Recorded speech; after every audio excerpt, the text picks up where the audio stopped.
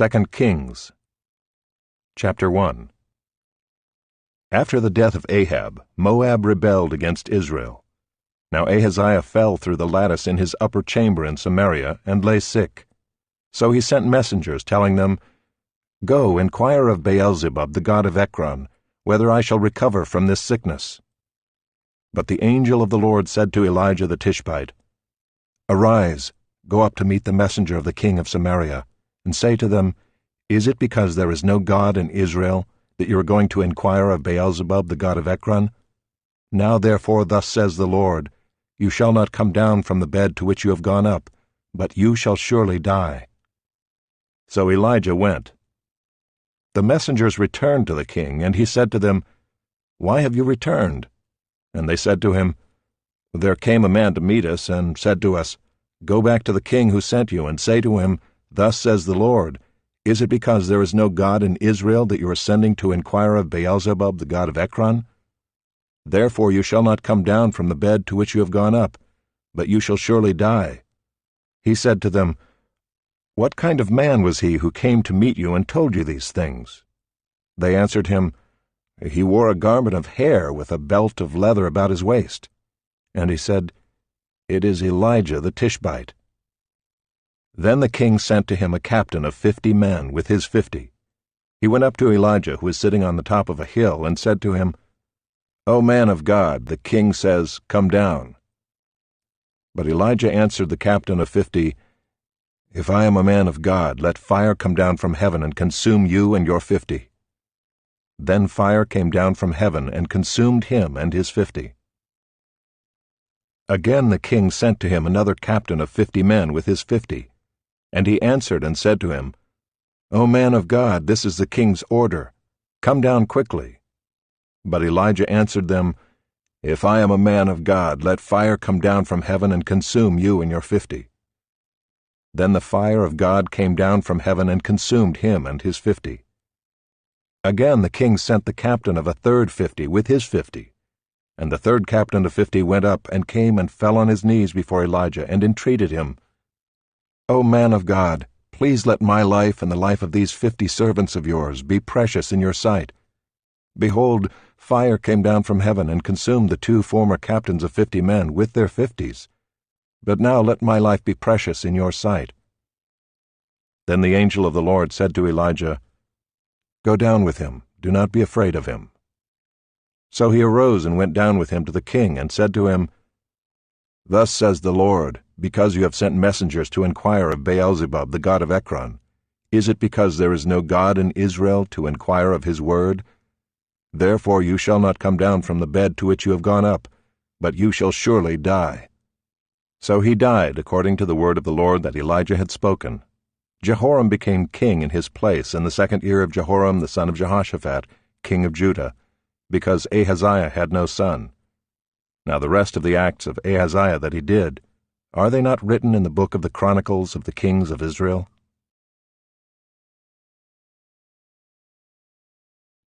Chapter 2. Now when the Lord was about to take Elijah up to heaven by a whirlwind, Elijah and Elisha were on their way from Gilgal. And Elijah said to Elisha, "Please stay here, for the Lord has sent me as far as Bethel." But Elisha said, "As the Lord lives and as you yourself live, I will not leave you." So they went down to Bethel. And the sons of the prophets who were in Bethel came out to Elisha and said to him, "Do you know that today the Lord will take away your master from over you?" And he said, "Yes, I know it. Keep quiet." Elijah said to him, "Elisha, please stay here, for the Lord has sent me to Jericho." But he said, "As the Lord lives and as you yourself live, I will not leave you." So they came to Jericho. The sons of the prophets who were at Jericho drew near to Elisha and said to him, "Do you know that today the Lord will take away your master from over you?" And he answered, "Yes, I know it. Keep quiet." Then Elijah said to him, "Please stay here, for the Lord has sent me to the Jordan." But he said, "As the Lord lives and as you yourself live, I will not leave you." So the 2 of them went on. 50 men of the sons of the prophets also went and stood at some distance from them, as they both were standing by the Jordan. Then Elijah took his cloak and rolled it up and struck the water, and the water was parted to the one side and to the other, till the two of them could go over on dry ground.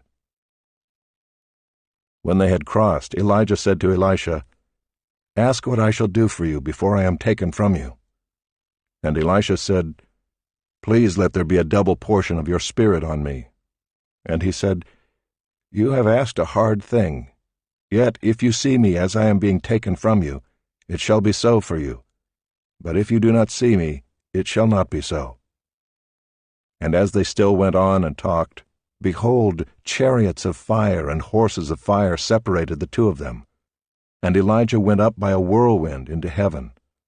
And Elisha saw it, and he cried, my father, the chariots of Israel and its horsemen."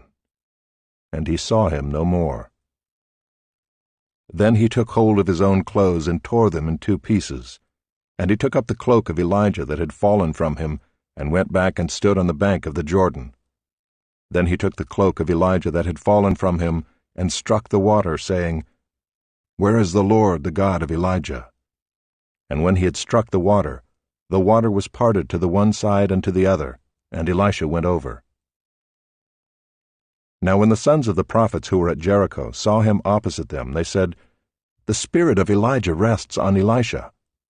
And they came to meet him and bowed to the ground before him. And they said to him, "Behold now, there are with your servants 50 strong men. Please let them go and seek your master. It may be that the Spirit of the Lord has caught him up and cast him upon some mountain or into some valley." And he said, "You shall not send." But when they urged him till he was ashamed, he said, "Send." They sent therefore 50 men, and for 3 days they sought him, but did not find him. And they came back to him while he was staying at Jericho, and he said to them, "Did I not say to you, do not go?" Now the men of the city said to Elisha, "Behold, the situation of this city is pleasant, as my lord sees, but the water is bad, and the land is unfruitful." He said, "Bring me a new bowl, and put salt in it." So they brought it to him. Then he went to the spring of water, and threw salt in it, and said, "Thus says the Lord, I have healed this water. From now on neither death nor miscarriage shall come from it." So the water has been healed to this day, according to the word that Elisha spoke. He went up from there to Bethel, and while he was going up on the way, some small boys came out of the city and jeered at him, saying, "Go up, you bald head! Go up, you bald head!" And he turned around, and when he saw them, he cursed them in the name of the Lord. And 2 she-bears came out of the woods and tore 42 of the boys. From there he went on to Mount Carmel, and from there he returned to Samaria.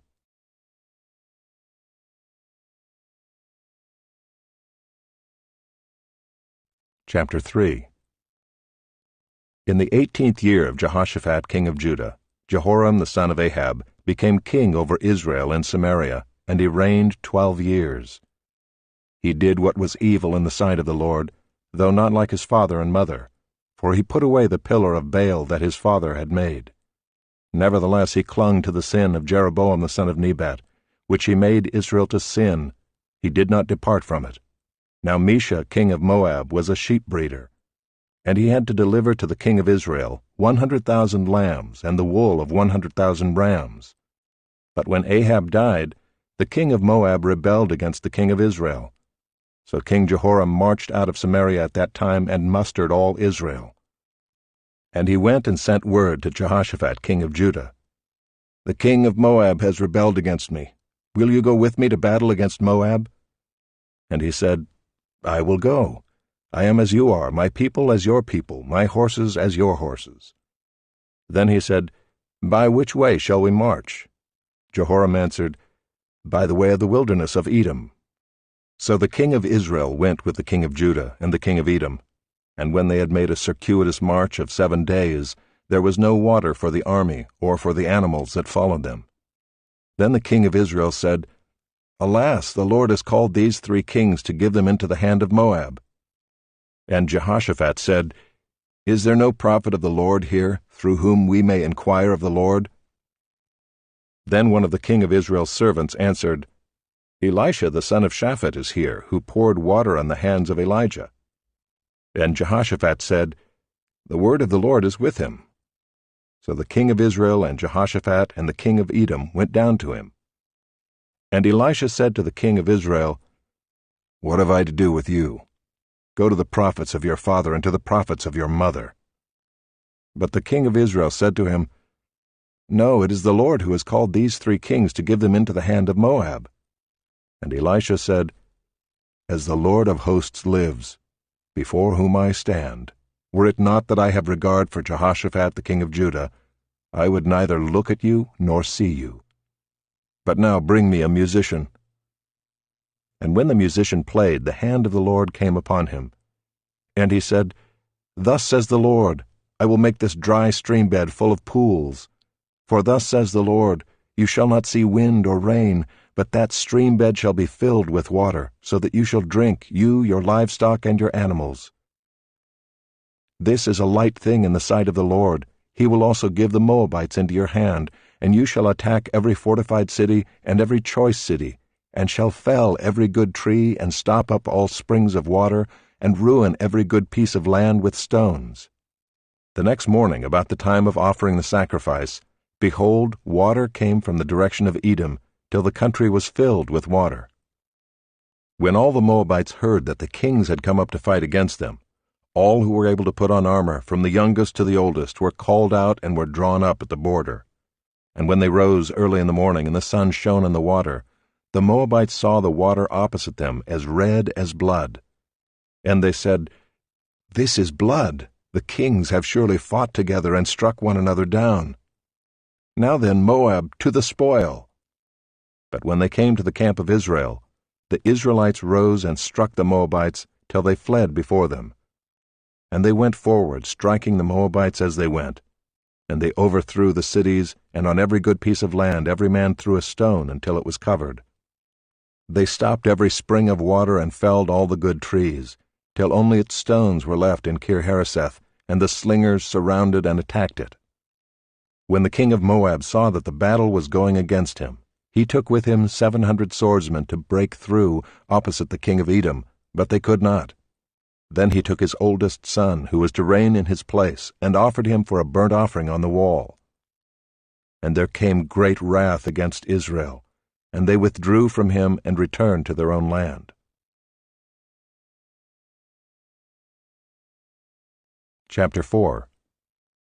Now the wife of one of the sons of the prophets cried to Elisha, Your servant my husband is dead, and you know that your servant feared the Lord, but the creditor has come to take my 2 children to be his slaves.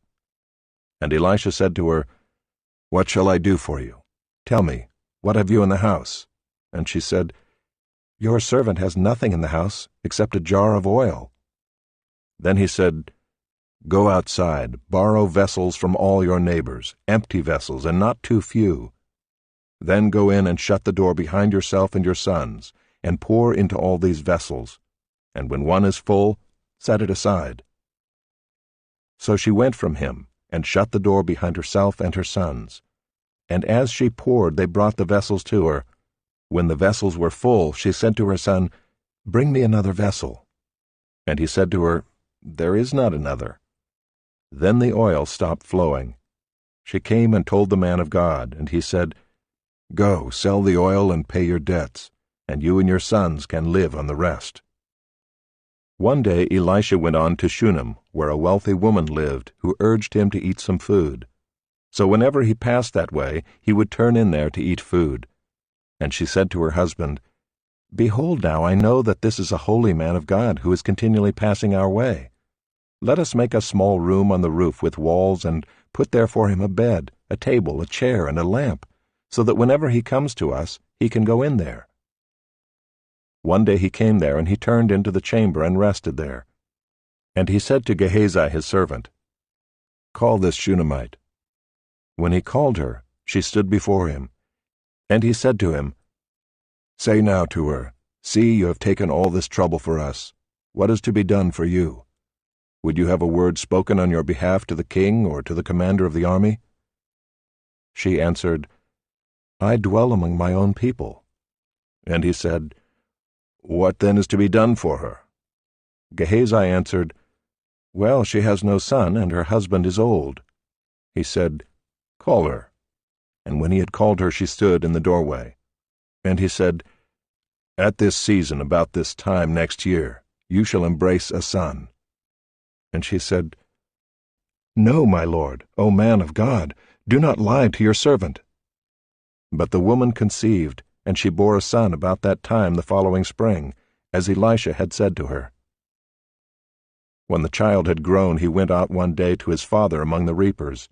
And he said to his father, "Oh, my head, my head!" The father said to his servant, "Carry him to his mother." And when he had lifted him and brought him to his mother, the child sat on her lap till noon, and then he died. And she went up and laid him on the bed of the man of God, and shut the door behind him, and went out. Then she called to her husband, and said, "Send me one of the servants and one of the donkeys, that I may quickly go to the man of God and come back again." And he said, "Why will you go to him today? It is neither new moon nor Sabbath." She said, "All is well." Then she saddled the donkey, and she said to her servant, "Urge the animal on. Do not slacken the pace for me unless I tell you." So she set out and came to the man of God at Mount Carmel. When the man of God saw her coming, he said to Gehazi his servant, "Look, there is the Shunammite. Run at once to meet her, and say to her, 'Is all well with you? Is all well with your husband? Is all well with the child?'" And she answered, "All is well." And when she came to the mountain to the man of God, she caught hold of his feet. And Gehazi came to push her away, but the man of God said, "Leave her alone, for she is in bitter distress, and the Lord has hidden it from me and has not told me." Then she said, "Did I ask my Lord for a son? Did I not say, 'Do not deceive me'?" He said to Gehazi, "Tie up your garment, and take my staff in your hand, and go. If you meet anyone, do not greet him, and if anyone greets you, do not reply. And lay my staff on the face of the child." Then the mother of the child said, "As the Lord lives, and as you yourself live, I will not leave you." So he arose and followed her. Gehazi went on ahead and laid the staff on the face of the child, but there was no sound or sign of life. Therefore he returned to meet him and told him, "The child is not awakened." When Elisha came into the house, he saw the child lying dead on his bed. So he went in and shut the door behind the two of them, and prayed to the Lord. Then he went up and lay on the child, putting his mouth on his mouth, his eyes on his eyes, and his hands on his hands. And as he stretched himself upon him, the flesh of the child became warm. Then he got up again and walked once back and forth in the house, and went up and stretched himself upon him. The child sneezed 7 times, and the child opened his eyes. Then he summoned Gehazi and said, "Call this Shunammite." So he called her, and when she came to him, he said, "Pick up your son." She came and fell at his feet, bowing to the ground. Then she picked up her son and went out. And Elisha came again to Gilgal, when there was a famine in the land. And as the sons of the prophets were sitting before him, he said to his servant, "Set on the large pot and boil stew for the sons of the prophets." One of them went out into the field to gather herbs, and found a wild vine, and gathered from it his lap full of wild gourds, and came and cut them up into the pot of stew, not knowing what they were. And they poured out some for the men to eat. But while they were eating of the stew, they cried out, "O man of God, there is death in the pot!" And they could not eat it. He said, "Then bring flour." And he threw it into the pot, and said, "Pour some out for the men, that they may eat." And there was no harm in the pot. A man came from Baal-Shalishah, bringing the man of God bread of the firstfruits, 20 loaves of barley and fresh ears of grain in his sack. And Elisha said, "Give to the men, that they may eat." But his servant said, "How can I set this before 100 men? So he repeated, "Give them to the men, that they may eat, for thus says the Lord, they shall eat and have some left." So he set it before them, and they ate and had some left, according to the word of the Lord.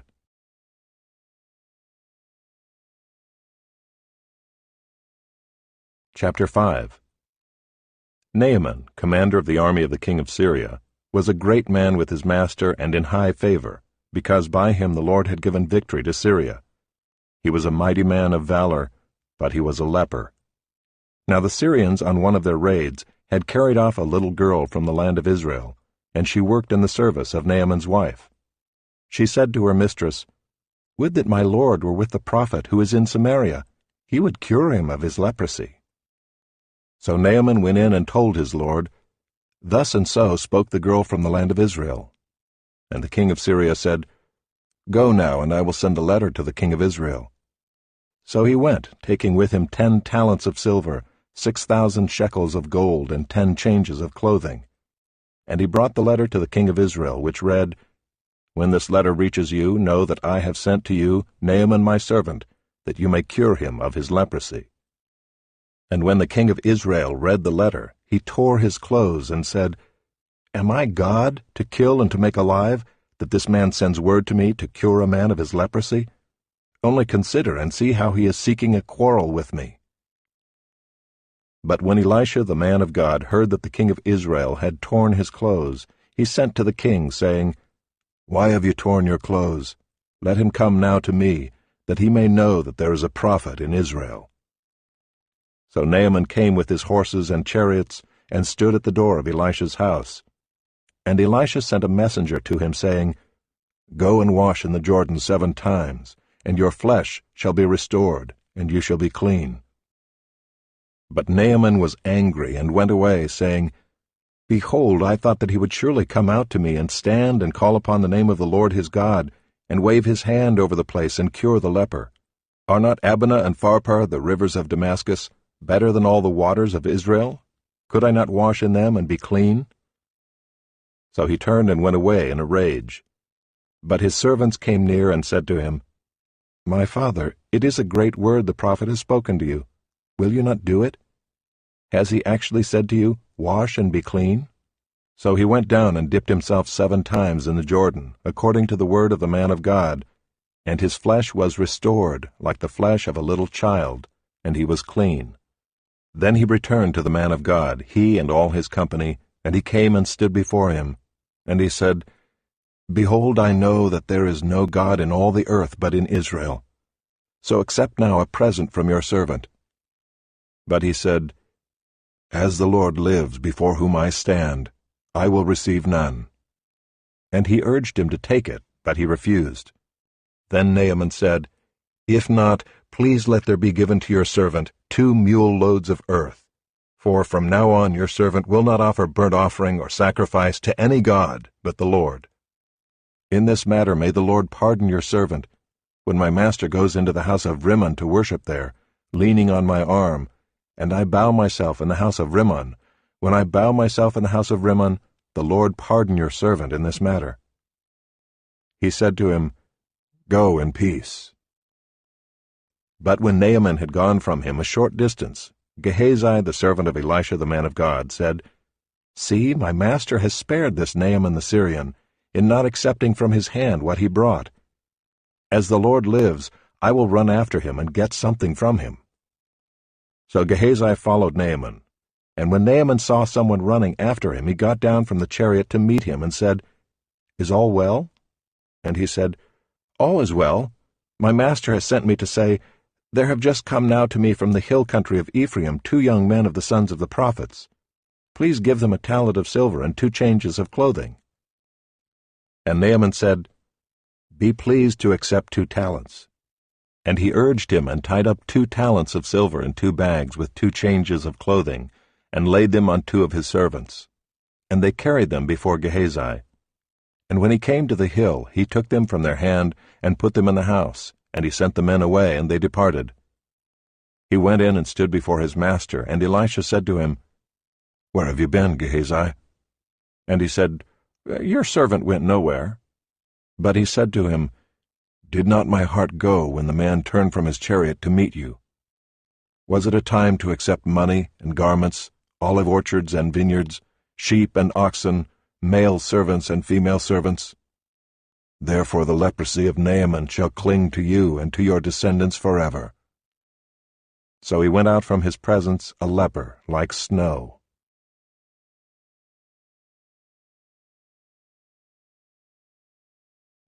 Chapter 6. Now the sons of the prophet said to Elisha, "See, the place where we dwell under your charge is too small for us. Let us go to the Jordan, and each of us get there a log, and let us make a place for us to dwell there." And he answered, "Go." Then one of them said, "Be pleased to go with your servants." And he answered, "I will go." So he went with them, and when they came to the Jordan, they cut down trees. But as one was felling a log, his axe head fell into the water, and he cried out, "Alas, my master, it was borrowed." Then the man of God said, "Where did it fall?" When he showed him the place, he cut off a stick and threw it in there and made the iron float. And he said, "Take it up." So he reached out his hand and took it. Once when the king of Syria was warring against Israel, he took counsel with his servants, saying, "At such and such a place shall be my camp." But the man of God sent word to the king of Israel, "Beware that you do not pass this place, for the Syrians are going down there." And the king of Israel sent to the place about which the man of God told him. Thus he used to warn him, so that he saved himself there more than once or twice. And the mind of the king of Syria was greatly troubled because of this thing, and he called his servants and said to them, "Will you not show me who of us is for the king of Israel?" And one of his servants said, "None, my lord, O king, but Elisha the prophet who is in Israel tells the king of Israel the words that you speak in your bedroom." And he said, "Go and see where he is, that I may send and seize him." It was told him, "Behold, he is in Dothan." So he sent there horses and chariots and a great army, and they came by night and surrounded the city. When the servant of the man of God rose early in the morning and went out, behold, an army with horses and chariots was all around the city. And the servant said, "Alas, my master, what shall we do?" He said, "Do not be afraid, for those who are with us are more than those who are with them." Then Elisha prayed and said, "O Lord, please open his eyes, that he may see." So the Lord opened the eyes of the young man, and he saw, and behold, the mountain was full of horses and chariots of fire all around Elisha. And when the Syrians came down against him, Elisha prayed to the Lord and said, "Please strike this people with blindness." So he struck them with blindness in accordance with the prayer of Elisha. And Elisha said to them, "This is not the way, and this is not the city. Follow me, and I will bring you to the man whom you seek." And he led them to Samaria. As soon as they entered Samaria, Elisha said, "O Lord, open the eyes of these men, that they may see." So the Lord opened their eyes, and they saw, and behold, they were in the midst of Samaria. As soon as the king of Israel saw them, he said to Elisha, "My father, shall I strike them down? Shall I strike them down?" He answered, "You shall not strike them down. Would you strike down those whom you have taken captive with your sword and with your bow? Set bread and water before them, that they may eat and drink and go to their master." So he prepared for them a great feast, and when they had eaten and drunk, he sent them away, and they went to their master. And the Syrians did not come again on raids into the land of Israel. Afterward Ben-Hadad, king of Syria, mustered his entire army and went up and besieged Samaria. And there was a great famine in Samaria as they besieged it, until a donkey's head was sold for 80 shekels of silver, and the fourth part of a cab of dove's dung for 5 shekels of silver. Now as the king of Israel was passing by on the wall, a woman cried out to him, saying, "Help, my lord, O king!" And he said, "If the Lord will not help you, how shall I help you? From the threshing floor or from the winepress?" And the king asked her, "What is your trouble?" She answered, "This woman said to me, 'Give your son that we may eat him today, and we will eat my son tomorrow.' So we boiled my son and ate him, and on the next day I said to her, 'Give your son that we may eat him.' But she has hidden her son." When the king heard the words of the woman, he tore his clothes. Now he was passing by on the wall, and the people looked, and behold, he had sackcloth beneath on his body.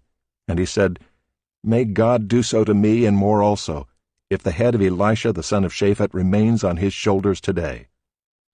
Elisha was sitting in his house, and the elders were sitting with him. Now the king had dispatched a man from his presence, but before the messenger arrived, Elisha said to the elders, "Do you see how this murderer has sent to take off my head? Look, when the messenger comes, shut the door and hold the door fast against him. Is not the sound of his master's feet behind him?" And while he was still speaking with them, the messenger came down to him and said, "This trouble is from the Lord. Why should I wait for the Lord any longer?"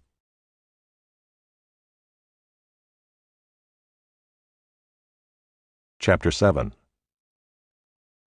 But Elisha said, "Hear the word of the Lord.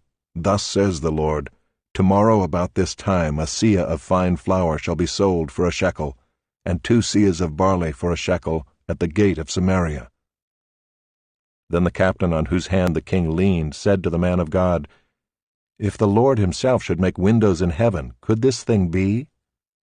But he said, "You shall see it with your own eyes, but you shall not eat of it." Now there were 4 men who were lepers at the entrance to the gate, and they said to one another, "Why are we sitting here until we die? If we say, 'Let us enter the city,' the famine is in the city, and we shall die there. And if we sit here, we die also. So now come, let us go over to the camp of the Syrians. If they spare our lives, we shall live, and if they kill us, we shall but die." So they arose at twilight to go to the camp of the Syrians. But when they came to the edge of the camp of the Syrians, behold, there was no one there. For the Lord had made the army of the Syrians hear the sound of chariots and of horses, the sound of a great army, so that they said to one another, "Behold, the king of Israel has hired against us the kings of the Hittites and the kings of Egypt to come against us." So they fled away in the twilight and abandoned their tents, their horses, and their donkeys, leaving the camp as it was, and fled for their lives. And when these lepers came to the edge of the camp, they went into a tent, and ate and drank, and they carried off silver and gold and clothing, and went and hid them. Then they came back and entered another tent, and carried off things from it, and went and hid them. Then they said to one another, "We are not doing right. This day is a day of good news. If we are silent and wait until the morning light, punishment will overtake us. Now therefore come, let us go and tell the king's household." So they came and called to the gatekeepers of the city, and told them, "We came to the camp of the Syrians, and behold, there was no one to be seen or heard there, nothing but the horses tied and the donkeys tied and the tents as they were." Then the gatekeepers called out, and it was told within the king's household. And the king rose in the night and said to his servants, "I will tell you what the Syrians have done to us. They know that we are hungry. Therefore they have gone out of the camp to hide themselves in the open country, thinking, when they come out of the city, we shall take them alive and get into the city." And one of his servants said, "Let some men take 5 of the remaining horses, seeing that those who are left here will fare like the whole multitude of Israel who have already perished. Let us send and see." So they took 2 horsemen, and the king sent them after the army of the Syrians, saying, "Go and see." So they went after them as far as the Jordan, and behold, all the way was littered with garments and equipment that the Syrians had thrown away in their haste. And the messengers returned and told the king. Then the people went out and plundered the camp of the Syrians. So a seah of fine flour was sold for a shekel, and 2 seahs of barley for a shekel, according to the word of the Lord. Now the king had appointed the captain on whose hand he leaned to have charge of the gate. And the people trampled him in the gate, so that he died, as the man of God had said when the king came down to him. For when the man of God had said to the king, 2 seahs of barley shall be sold for a shekel, and a seah of fine flour for a shekel about this time tomorrow in the gate of Samaria, the captain had answered the man of God, "If the Lord himself should make windows in heaven, could such a thing be?" And he had said, "You shall see it with your own eyes, but you shall not eat of it." And so it happened to him, for the people trampled him in the gate, and he died. Chapter 8. Now Elisha had said to the woman whose son he had restored to life, "Arise and depart with your household, and sojourn wherever you can, for the Lord has called for a famine, and it will come upon the land for 7 years." So the woman arose and did according to the word of the man of God. She went with her household, and sojourned in the land of the Philistines, 7 years. At the end of the 7 years, when the woman returned from the land of the Philistines, she went to appeal to the king for her house and her land. Now the king was talking with Gehazi the servant of the man of God, saying, "Tell me all the great things that Elisha has done."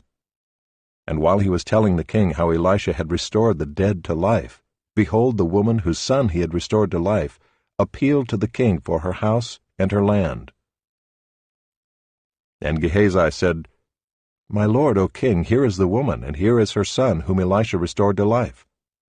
And when the king asked the woman, she told him. So the king appointed an official for her, saying, "Restore all that was hers, together with all the produce of the fields, from the day that she left the land until now." Now Elisha came to Damascus. Ben-Hadad the king of Syria was sick, and when it was told him, "The man of God has come here," the king said to Hazael, "Take a present with you and go to meet the man of God, and inquire of the Lord through him, saying, 'Shall I recover from this sickness?'" So Hazael went to meet him and took a present with him, all kinds of goods of Damascus, 40 camels' loads. When he came and stood before him, he said, "Your son Ben-Hadad, king of Syria, has sent me to you, saying, 'Shall I recover from this sickness?'" And Elisha said to him, "Go, say to him, 'You shall certainly recover.' But the Lord has shown me that he shall certainly die." And he fixed his gaze and stared at him until he was embarrassed. And the man of God wept. And Hazael said, "Why does my lord weep?" He answered, "Because I know the evil that you will do to the people of Israel. You will set on fire their fortresses, and you will kill their young men with the sword, and dash in pieces their little ones, and rip open their pregnant women." And Hazael said, "What is your servant, who is but a dog, that he should do this great thing?" Elisha answered, "The Lord has shown me that you are to be king over Syria." Then he departed from Elisha and came to his master, who said to him, "What did Elisha say to you?" And he answered, "He told me that you would certainly recover." But the next day he took the bedcloth and dipped it in water and spread it over his face till he died. And Hazael became king in his place. In the 5th year of Joram the son of Ahab king of Israel, when Jehoshaphat was king of Judah, Jehoram the son of Jehoshaphat king of Judah began to reign. He was 32 years old when he became king, and he reigned 8 years in Jerusalem. And he walked in the way of the kings of Israel, as the house of Ahab had done, for the daughter of Ahab was his wife. And he did what was evil in the sight of the Lord. Yet the Lord was not willing to destroy Judah for the sake of David his servant, since he promised to give a lamp to him and to his sons forever. In his days Edom revolted from the rule of Judah, and set up a king of their own. Then Joram passed over to Zair with all his chariots, and rose by night, and he and his chariot commanders struck the Edomites who had surrounded him, but his army fled home. So Edom revolted from the rule of Judah to this day. Then Libnah revolted at the same time. Now the rest of the acts of Joram and all that he did, are they not written in the book of the Chronicles of the kings of Judah? So Joram slept with his fathers, and was buried with his fathers in the city of David, and Ahaziah his son reigned in his place. In the 12th year of Joram the son of Ahab king of Israel, Ahaziah the son of Jehoram king of Judah began to reign. Ahaziah was 22 years old when he began to reign, and he reigned 1 year in Jerusalem. His mother's name was Athaliah. She was a granddaughter of Omri, king of Israel. He also walked in the way of the house of Ahab, and did what was evil in the sight of the Lord, as the house of Ahab had done, for he was son-in-law to the house of Ahab. He went with Joram the son of Ahab to make war against Hazael, king of Syria, at Ramoth-Gilead. And the Syrians wounded Joram. And King Joram returned to be healed in Jezreel of the wounds that the Syrians had given him at Ramah, when he fought against Hazael, king of Syria. And Ahaziah the son of Jehoram, king of Judah, went down to see Joram the son of Ahab in Jezreel, because he was sick. Chapter 9. Then Elisha the prophet called one of the sons of the prophets, and said to him, Tie up your garments, and take this flask of oil in your hand, and go to Ramoth-Gilead.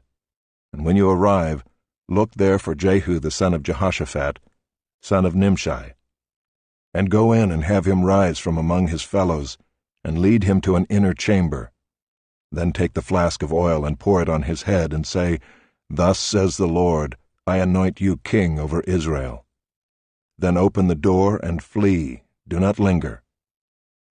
So the young man, the servant of the prophet, went to Ramoth-Gilead. And when he came, behold, the commanders of the army were in council. And he said, I have a word for you, O commander. And Jehu said, To which of us all? And he said, To you, O commander. So he arose and went into the house, and the young man poured the oil on his head, saying to him, Thus says the Lord, the God of Israel, I anoint you king over the people of the Lord, over Israel. And you shall strike down the house of Ahab your master, so that I may avenge on Jezebel the blood of my servants the prophets, and the blood of all the servants of the Lord. For the whole house of Ahab shall perish, and I will cut off from Ahab every male, bond or free, in Israel. And I will make the house of Ahab like the house of Jeroboam the son of Nebat, and like the house of Baasha the son of Ahijah. And the dogs shall eat Jezebel in the territory of Jezreel, and none shall bury her. Then he opened the door and fled. When Jehu came out to the servants of his master, they said to him, Is all well? Why did this mad fellow come to you? And he said to them, You know the fellow and his talk. And they said, That is not true. Tell us now. And he said, Thus and so he spoke to me, saying, Thus says the Lord, I anoint you king over Israel. Then in haste every man of them took his garment and put it under him on the bare steps, and they blew the trumpet and proclaimed, Jehu is king. Thus Jehu the son of Jehoshaphat the son of Nimshi conspired against Joram. Now Joram with all Israel had been on guard at Ramoth-Gilead against Hazael king of Syria. But King Joram had returned to be healed in Jezreel of the wounds that the Syrians had given him, when he fought with Hazael king of Syria. So Jehu said, If this is your decision, then let no one slip out of the city to go and tell the news in Jezreel. Then Jehu mounted his chariot and went to Jezreel, for Joram lay there. And Ahaziah king of Judah had come down to visit Joram. Now the watchman was standing on the tower in Jezreel, and he saw the company of Jehu as he came, and said, I see a company. And Joram said, Take a horseman and send to meet them, and let him say, Is it peace?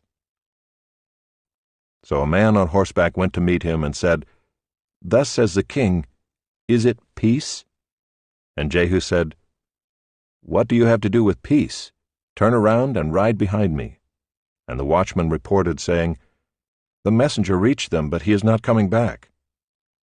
Then he sent out a second horseman, who came to them and said, Thus the king has said, Is it peace? And Jehu answered, What do you have to do with peace? Turn around and ride behind me. Again the watchman reported, He reached them, but he is not coming back. And the driving is like the driving of Jehu the son of Nimshi, for he drives furiously. Joram said, Make ready. And they made ready his chariot. Then Joram king of Israel and Ahaziah king of Judah set out, each in his chariot, and went to meet Jehu, and met him at the property of Naboth the Jezreelite. And when Joram saw Jehu, he said, Is it peace, Jehu? He answered, What peace can there be, so long as the whorings and the sorceries of your mother Jezebel are so many? Then Joram reined about and fled, saying to Ahaziah, Treachery, O Ahaziah! And Jehu drew his bow with his full strength, and shot Joram between the shoulders, so that the arrow pierced his heart, and he sank in his chariot. Jehu said to Bidkar his aide, Take him up and throw him on the plot of ground belonging to Naboth the Jezreelite. For remember when you and I rode side by side behind Ahab his father, how the Lord made this pronouncement against him. As surely as I saw yesterday the blood of Naboth and the blood of his sons, declares the Lord, I will repay you on this plot of ground. Now therefore take him up and throw him on the plot of ground in accordance with the word of the Lord. When Ahaziah the king of Judah saw this, he fled in the direction of Beth-Haggan. And Jehu pursued him and said, "Shoot him also." And they shot him in the chariot at the ascent of Gur, which is by Ibleam. And he fled to Megiddo and died there. His servants carried him in a chariot to Jerusalem and buried him in his tomb with his fathers in the city of David. In the 11th year of Joram the son of Ahab, Ahaziah began to reign over Judah. When Jehu came to Jezreel, Jezebel heard of it, and she painted her eyes and adorned her head and looked out of the window. And as Jehu entered the gate, she said, "Is it peace, you Zimri, murderer of your master?" And he lifted up his face to the window and said, "Who is on my side? Who?" 2 or 3 eunuchs looked out at him. He said, "Throw her down." So they threw her down, and some of her blood spattered on the wall and on the horses, and they trampled on her.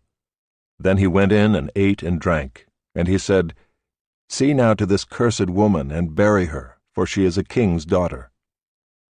But when they went to bury her, they found no more of her than the skull and the feet and the palms of her hands. When they came back and told him, he said, "This is the word of the Lord which he spoke by his servant Elijah the Tishbite. In the territory of Jezreel, the dogs shall eat the flesh of Jezebel, and the corpse of Jezebel shall be as dung on the face of the field in the territory of Jezreel, so that no one can say, 'This is Jezebel.'"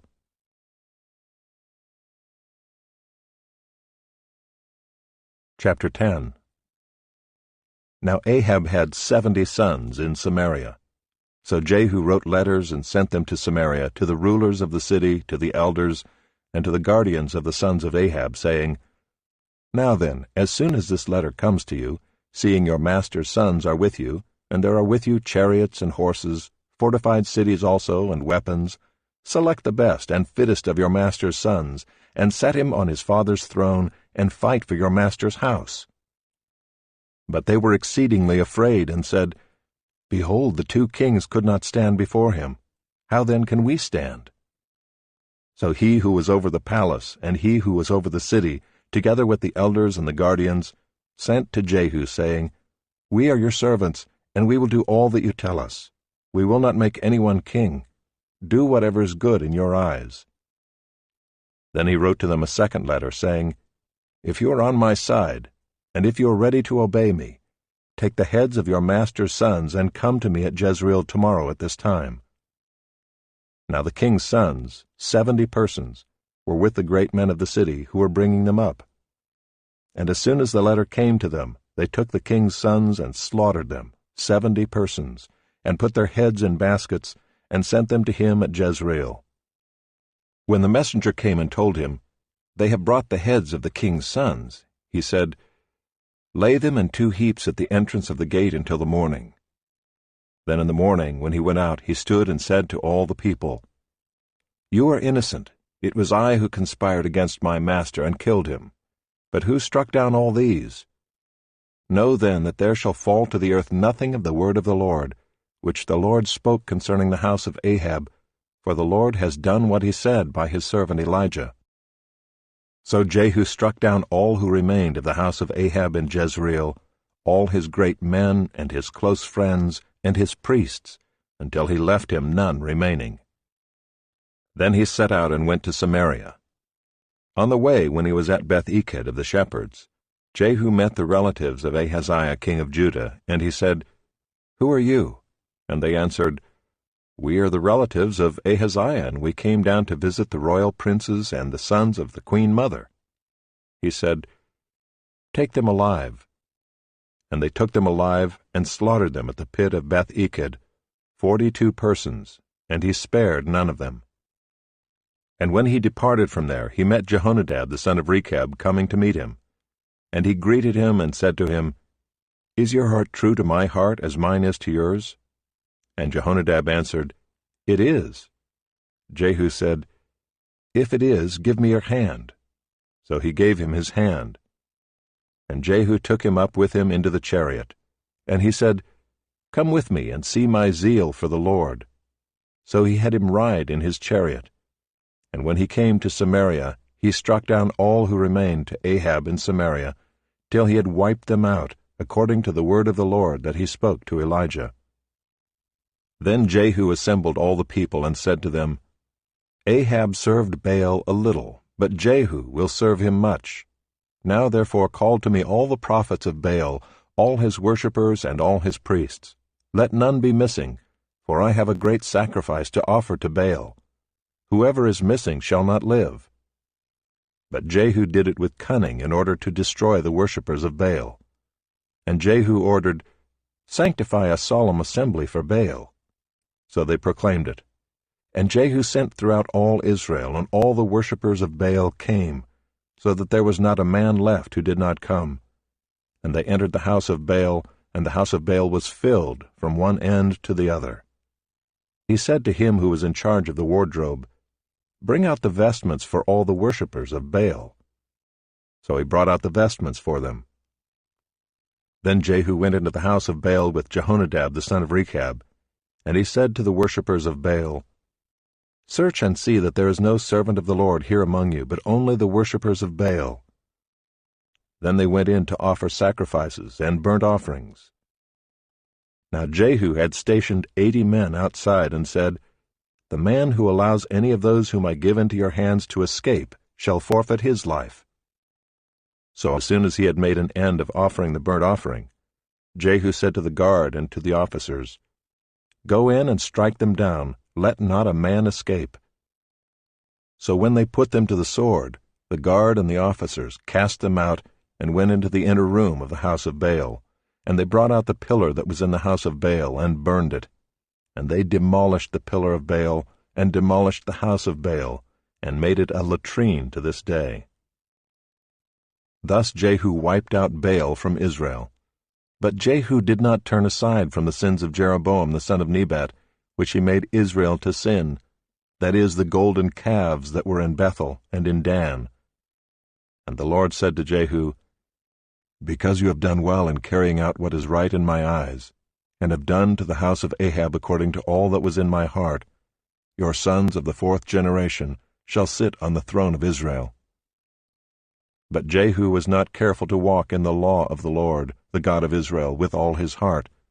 He did not turn from the sins of Jeroboam, which he made Israel to sin. In those days the Lord began to cut off parts of Israel. Hazael defeated them throughout the territory of Israel, from the Jordan eastward, all the land of Gilead, the Gadites and the Reubenites and the Manassites, from Aroer, which is by the valley of the Arnon, that is, Gilead and Bashan.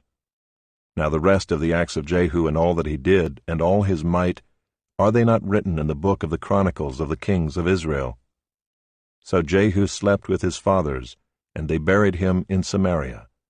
And Jehoahaz his son reigned in his place. The time that Jehu reigned over Israel in Samaria was 28 years.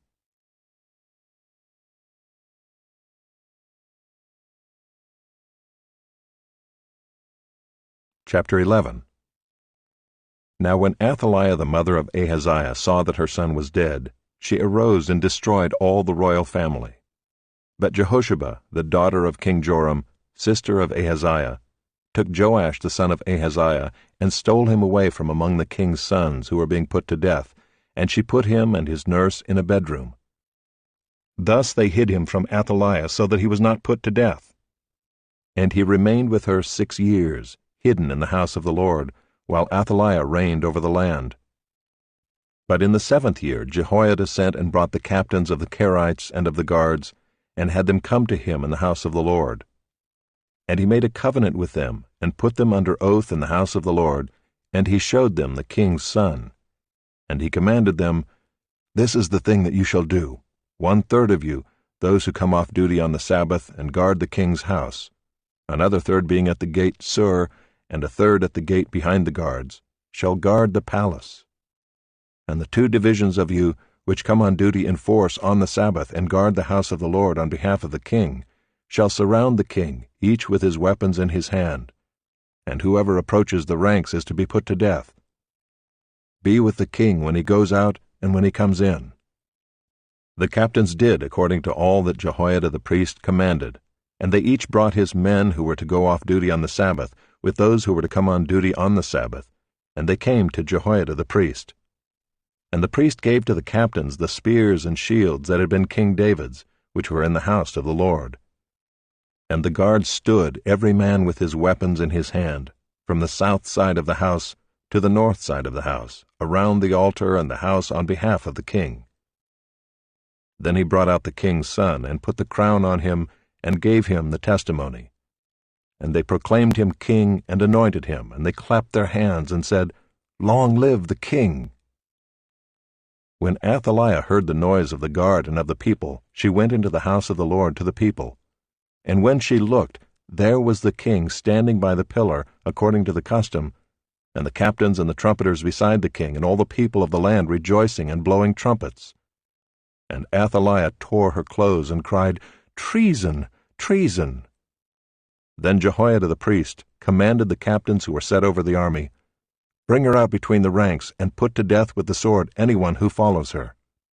For the priest said, "Let her not be put to death in the house of the Lord." So they laid hands on her, and she went through the horses' entrance to the king's house, and there she was put to death. And Jehoiada made a covenant between the Lord and the king and people, that they should be the Lord's people, and also between the king and the people. Then all the people of the land went to the house of Baal and tore it down.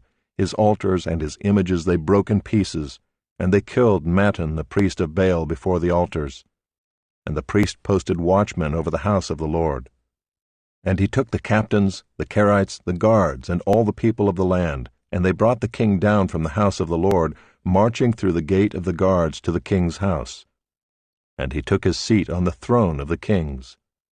So all the people of the land rejoiced, and the city was quiet after Athaliah had been put to death with the sword at the king's house. Jehoash was 7 years old when he began to reign.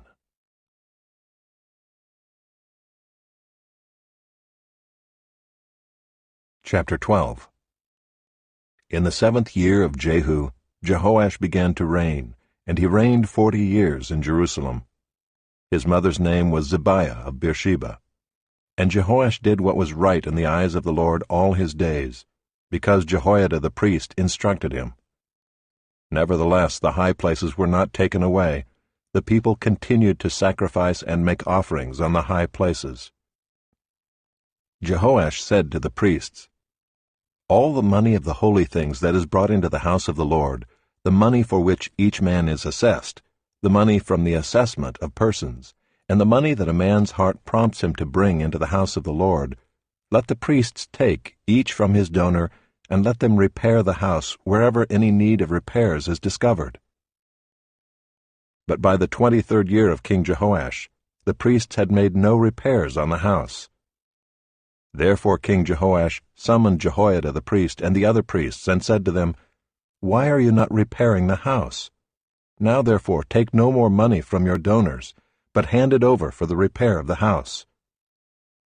So the priests agreed that they should take no more money from the people, and that they should not repair the house. Then Jehoiada the priest took a chest and bored a hole in the lid of it, and set it beside the altar on the right side as one entered the house of the Lord. And the priests who guarded the threshold put in it all the money that was brought into the house of the Lord. And whenever they saw that there was much money in the chest, the king's secretary and the high priest came up, and they bagged and counted the money that was found in the house of the Lord. Then they would give the money that was weighed out into the hands of the workmen who had the oversight of the house of the Lord.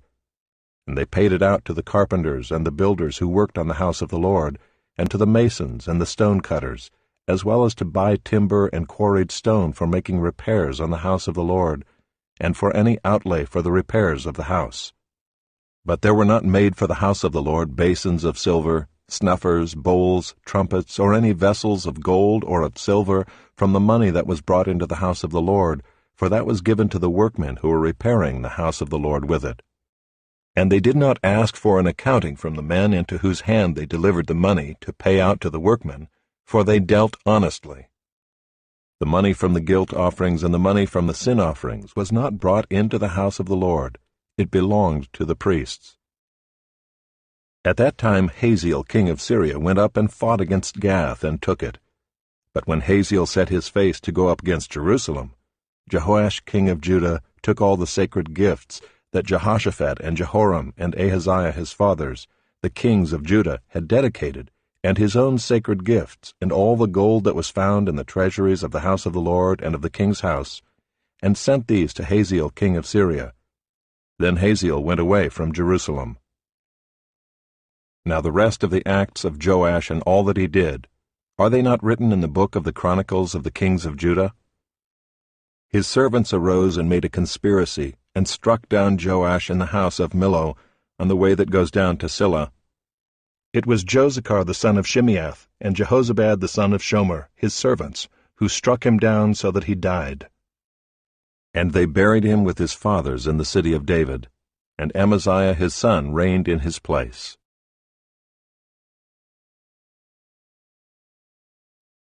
Chapter 13. In the 23rd year of Joash the son of Ahaziah king of Judah, Jehoahaz the son of Jehu began to reign over Israel in Samaria, and he reigned 17 years.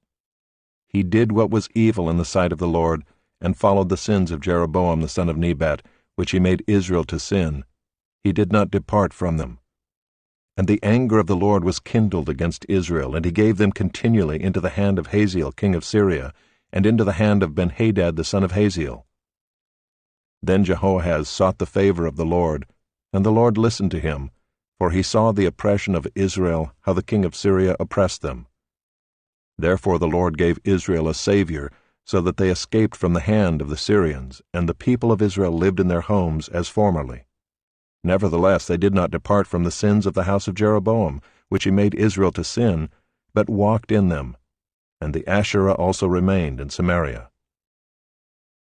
For there was not left to Jehoahaz an army of more than 50 horsemen and 10 chariots and 10,000 footmen, for the king of Syria had destroyed them and made them like the dust at threshing. Now the rest of the acts of Jehoahaz and all that he did, and his might, are they not written in the book of the Chronicles of the kings of Israel? So Jehoahaz slept with his fathers, and they buried him in Samaria, and Joash his son reigned in his place. In the 37th year of Joash king of Judah, Jehoash the son of Jehoahaz began to reign over Israel in Samaria, and he reigned 16 years. He also did what was evil in the sight of the Lord. He did not depart from all the sins of Jeroboam the son of Nebat, which he made Israel to sin, but he walked in them. Now the rest of the acts of Joash and all that he did, and the might with which he fought against Amaziah king of Judah, are they not written in the book of the Chronicles of the kings of Israel? So Joash slept with his fathers, and Jeroboam sat on his throne. And Joash was buried in Samaria with the kings of Israel. Now when Elisha had fallen sick with the illness of which he was to die, Joash king of Israel went down to him and wept before him, crying, my father, the chariots of Israel and its horsemen. And Elisha said to him, take a bow and arrows. So he took a bow and arrows. Then he said to the king of Israel, draw the bow. And he drew it. And Elisha laid his hands on the king's hands. And he said, open the window eastward. And he opened it. Then Elisha said, shoot. And he shot. And he said, the Lord's arrow of victory, the arrow of victory over Syria. For you shall fight the Syrians in Aphek until you have made an end of them. And he said, take the arrows. And he took them. And he said to the king of Israel, strike the ground with them. And he struck 3 times and stopped. Then the man of God was angry with him and said, you should have struck 5 or 6 times. Then you would have struck down Syria until you had made an end of it. But now you will strike down Syria only 3 times. So Elisha died, and they buried him. Now bands of Moabites used to invade the land in the spring of the year. And as a man was being buried, behold, a marauding band was seen, and the man was thrown into the grave of Elisha. And as soon as the man touched the bones of Elisha, he revived and stood on his feet. Now Hazael king of Syria oppressed Israel all the days of Jehoahaz. But the Lord was gracious to them and had compassion on them, and he turned toward them because of his covenant with Abraham, Isaac, and Jacob, and would not destroy them, nor has he cast them from his presence until now. When Hazael king of Syria died, Ben-Hadad his son became king in his place. Then Jehoash the son of Jehoahaz took again from Ben-Hadad the son of Hazael the cities that he had taken from Jehoahaz his father in war. 3 times Joash defeated him and recovered the cities of Israel.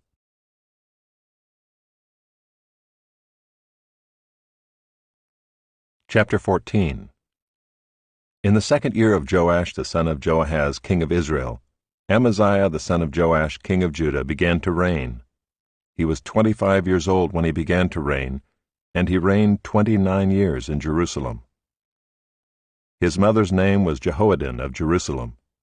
And he did what was right in the eyes of the Lord, yet not like David his father. He did in all things as Joash his father had done. But the high places were not removed, the people still sacrificed and made offerings on the high places. And as soon as the royal power was firmly in his hand, he struck down his servants who had struck down the king his father.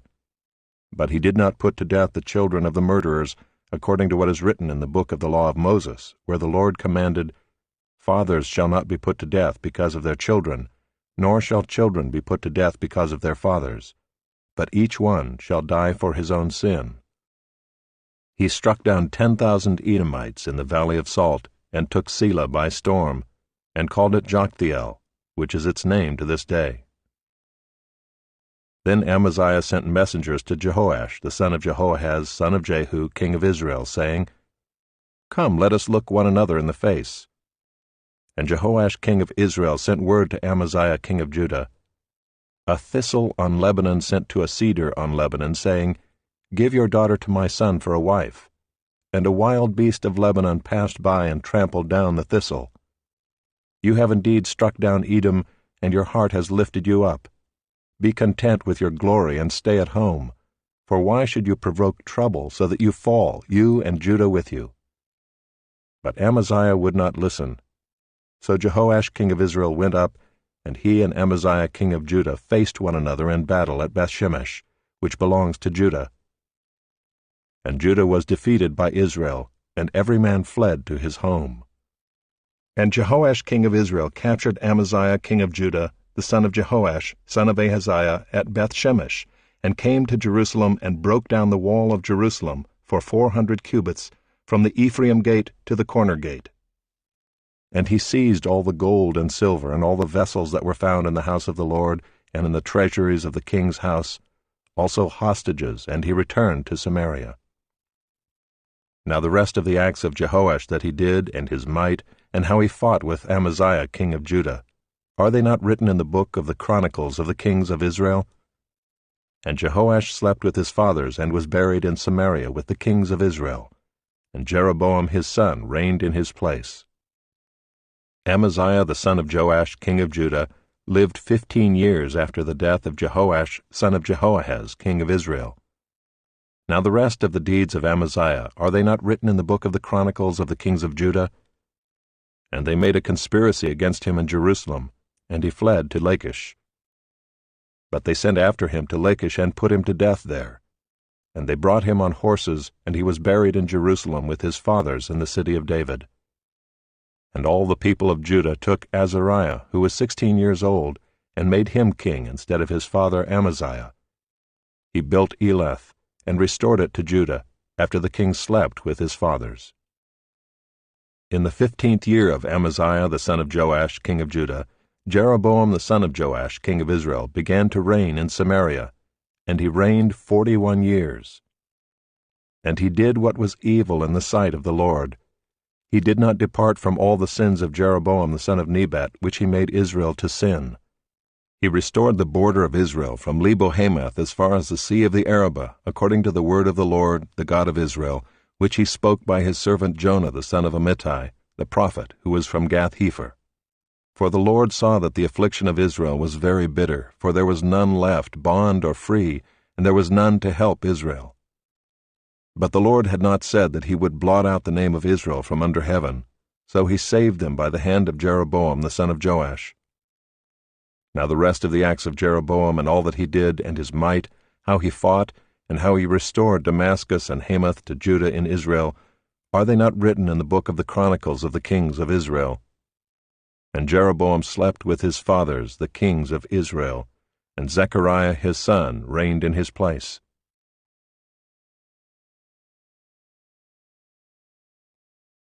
Chapter 15. In the 27th year of Jeroboam king of Israel, Azariah the son of Amaziah king of Judah began to reign. He was 16 years old when he began to reign, and he reigned 52 years in Jerusalem. His mother's name was Jechaliah of Jerusalem. And he did what was right in the eyes of the Lord according to all that his father Amaziah had done. Nevertheless the high places were not taken away. The people still sacrificed and made offerings on the high places. And the Lord touched the king so that he was a leper to the day of his death, and he lived in a separate house. And Jotham the king's son was over the household, governing the people of the land. Now the rest of the acts of Azariah and all that he did, are they not written in the book of the Chronicles of the kings of Judah? And Azariah slept with his fathers, and they buried him with his fathers in the city of David, and Jotham his son reigned in his place. In the 38th year of Azariah king of Judah, Zechariah the son of Jeroboam reigned over Israel in Samaria 6 months. And he did what was evil in the sight of the Lord, as his fathers had done. He did not depart from the sins of Jeroboam the son of Nebat, which he made Israel to sin. Shallum the son of Jabesh conspired against him, and struck him down at Ibleam, and put him to death, and reigned in his place. Now the rest of the deeds of Zechariah, behold, they are written in the book of the Chronicles of the kings of Israel. This was the promise of the Lord that he gave to Jehu: Your sons shall sit on the throne of Israel to the 4th generation. And so it came to pass. Shallum the son of Jabesh began to reign in the 39th year of Uzziah king of Judah, and he reigned 1 month in Samaria. Then Menahem the son of Gadai came up from Tirzah, and came to Samaria. And he struck down Shallum the son of Jabesh in Samaria, and put him to death, and reigned in his place. Now the rest of the deeds of Shallum and the conspiracy that he made, behold, they are written in the book of the Chronicles of the kings of Israel. At that time Menahem sacked Tiphsah, and all who were in it and its territory from Tirzah on, because they did not open it to him. Therefore he sacked it, and he ripped open all the women in it who were pregnant. In the 39th year of Azariah king of Judah, Menahem the son of Gadai began to reign over Israel, and he reigned 10 years in Samaria. And he did what was evil in the sight of the Lord.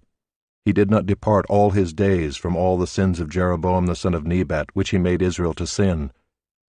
Pul, the king of Assyria, came against the land, and Menahem gave Pul 1,000 talents of silver, that he might help him to confirm his hold on the royal power. Menahem exacted the money from Israel, that is, from all the wealthy men, 50 shekels of silver from every man, to give to the king of Assyria. So the king of Assyria turned back and did not stay there in the land. Now the rest of the deeds of Menahem and all that he did, are they not written in the book of the Chronicles of the kings of Israel? And Menahem slept with his father, and Pekahiah his son reigned in his place. In the 50th year of Azariah king of Judah, Pekahiah the son of Menahem began to reign over Israel in Samaria, and he reigned 2 years. And he did what was evil in the sight of the Lord. He did not turn away from the sins of Jeroboam the son of Nebat, which he made Israel to sin. And Pekah the son of Remaliah his captain conspired against him with 50 men of the people of Gilead, and struck him down in Samaria, in the citadel of the king's house with Argob and Ariah. He put him to death and reigned in his place. Now the rest of the deeds of Pekahiah and all that he did, behold, they are written in the book of the Chronicles of the kings of Israel. In the 52nd year of Azariah king of Judah, Pekah the son of Remaliah began to reign over Israel in Samaria, and he reigned 20 years. And he did what was evil in the sight of the Lord. He did not depart from the sins of Jeroboam the son of Nebat, which he made Israel to sin. In the days of Pekah king of Israel, Tiglath-Pileser king of Assyria came and captured Ijon, Abel-Beth-Maacah, Genoa, Kadesh, Hazor, Gilead, and Galilee, all the land of Naphtali, and he carried the people captive to Assyria. Then Hoshea the son of Elah made a conspiracy against Pekah the son of Remaliah, and struck him down and put him to death, and reigned in his place, in the 20th year of Jotham the son of Uzziah. Now the rest of the acts of Pekah and all that he did, behold, they are written in the book of the Chronicles of the kings of Israel. In the 2nd year of Pekah the son of Remaliah, king of Israel, Jotham the son of Uzziah, king of Judah, began to reign. He was 25 years old when he began to reign, and he reigned 16 years in Jerusalem. His mother's name was Jerusha, the daughter of Zadok. And he did what was right in the eyes of the Lord, according to all that his father Uzziah had done. Nevertheless, the high places were not removed. The people still sacrificed and made offerings on the high places. He built the upper gate of the house of the Lord. Now the rest of the acts of Jotham and all that he did, are they not written in the book of the Chronicles of the kings of Judah? In those days the Lord began to send Rezin the king of Syria and Pekah the son of Remaliah against Judah. Jotham slept with his fathers and was buried with his fathers in the city of David his father, and Ahaz his son reigned in his place.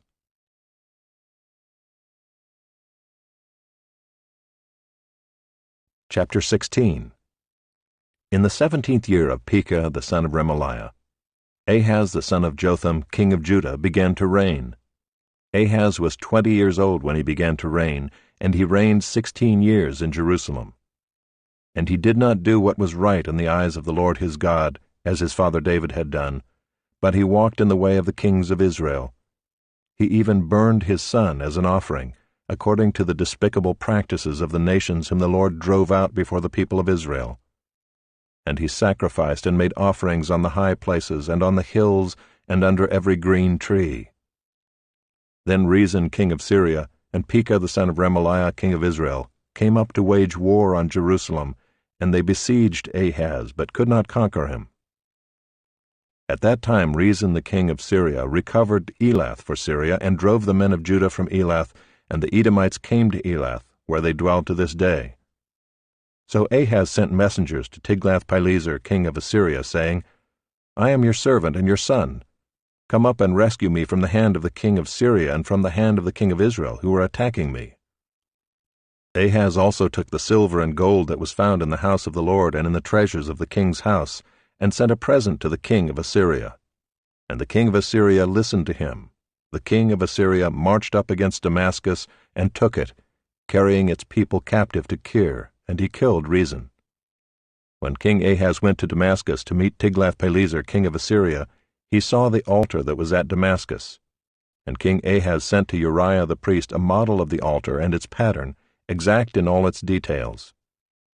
And Uriah the priest built the altar in accordance with all that King Ahaz had sent from Damascus. So Uriah the priest made it, before King Ahaz arrived from Damascus. And when the king came from Damascus, the king viewed the altar. Then the king drew near to the altar and went up on it, and burned his burnt offering and his grain offering, and poured his drink offering, and threw the blood of his peace offerings on the altar. And the bronze altar that was before the Lord he removed from the front of the house, from the place between his altar and the house of the Lord, and put it on the north side of his altar. And King Ahaz commanded Uriah the priest, saying, On the great altar burn the morning burnt offering and the evening grain offering, and the king's burnt offering and his grain offering, with the burnt offering of all the people of the land, and their grain offering and their drink offering. And throw on it all the blood of the burnt offering, and all the blood of the sacrifice. But the bronze altar shall be for me to inquire by. Uriah the priest did all this, as King Ahaz commanded. And King Ahaz cut off the frames of the stands, and removed the basin from them.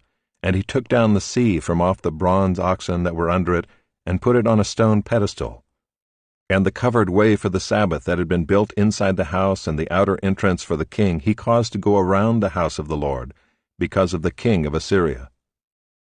Now the rest of the acts of Ahaz that he did, are they not written in the book of the Chronicles of the kings of Judah? And Ahaz slept with his fathers, and was buried with his fathers in the city of David, and Hezekiah his son reigned in his place. Chapter 17. In the 12th year of Ahaz king of Judah, Hoshea the son of Elah began to reign in Samaria over Israel, and he reigned 9 years. And he did what was evil in the sight of the Lord, yet not as the kings of Israel who were before him. Against him came up Shalmaneser king of Assyria, and Hoshea became his vassal and paid him tribute. But the king of Assyria found treachery in Hoshea, for he had sent messengers to So, king of Egypt, and offered no tribute to the king of Assyria, as he had done year by year. Therefore the king of Assyria shut him up and bound him in prison. Then the king of Assyria invaded all the land and came to Samaria, and for 3 years he besieged it. In the 9th year of Hoshea, the king of Assyria captured Samaria, and he carried the Israelites away to Assyria, and placed them in Halah, and on the Habor, the river of Gozan, and in the cities of the Medes. And this occurred because the people of Israel had sinned against the Lord their God, who had brought them up out of the land of Egypt from under the hand of Pharaoh king of Egypt, and had feared other gods, and walked in the customs of the nations whom the Lord drove out before the people of Israel, and in the customs that the kings of Israel had practiced. And the people of Israel did secretly against the Lord their God things that were not right. They built for themselves high places in all their towns, from watchtower to fortified city. They set up for themselves pillars and asherim on every high hill and under every green tree, and there they made offerings on all the high places, as the nations did whom the Lord carried away before them. And they did wicked things, provoking the Lord to anger, and they served idols, of which the Lord had said to them, "You shall not do this." Yet the Lord warned Israel and Judah by every prophet and every seer, saying, "Turn from your evil ways, and keep my commandments and my statutes, in accordance with all the law that I commanded your fathers, and that I sent to you by my servants the prophets." But they would not listen, but were stubborn, as their fathers had been, who did not believe in the Lord their God. They despised his statutes and his covenant that he made with their fathers, and the warnings that he gave them. They went after false idols and became false, and they followed the nations that were around them, concerning whom the Lord had commanded them, that they should not do like them. And they abandoned all the commandments of the Lord their God, and made for themselves metal images of 2 calves, and they made an Asherah, and worshipped all the host of heaven, and served Baal. And they burned their sons and their daughters as offerings, and used divination and omens, and sold themselves to do evil in the sight of the Lord, provoking him to anger. Therefore the Lord was very angry with Israel, and removed them out of his sight. None was left but the tribe of Judah only. Judah also did not keep the commandments of the Lord their God, but walked in the customs that Israel had introduced. And the Lord rejected all the descendants of Israel, and afflicted them, and gave them into the hand of plunderers, until he had cast them out of his sight. When he had torn Israel from the house of David, they made Jeroboam the son of Nebat king. And Jeroboam drove Israel from following the Lord, and made them commit great sin. The people of Israel walked in all the sins that Jeroboam did. They did not depart from them, until the Lord removed Israel out of his sight, as he had spoken by all his servants the prophets. So Israel was exiled from their own land to Assyria until this day. And the king of Assyria brought people from Babylon, Cuthah, Ava, Hamath, and Sepharvaim, and placed them in the cities of Samaria instead of the people of Israel. And they took possession of Samaria and lived in its cities. And at the beginning of their dwelling there, they did not fear the Lord. Therefore the Lord sent lions among them, which killed some of them. So the king of Assyria was told, "The nations that you have carried away and placed in the cities of Samaria do not know the law of the God of the land. Therefore he has sent lions among them, and behold, they are killing them, because they do not know the law of the God of the land."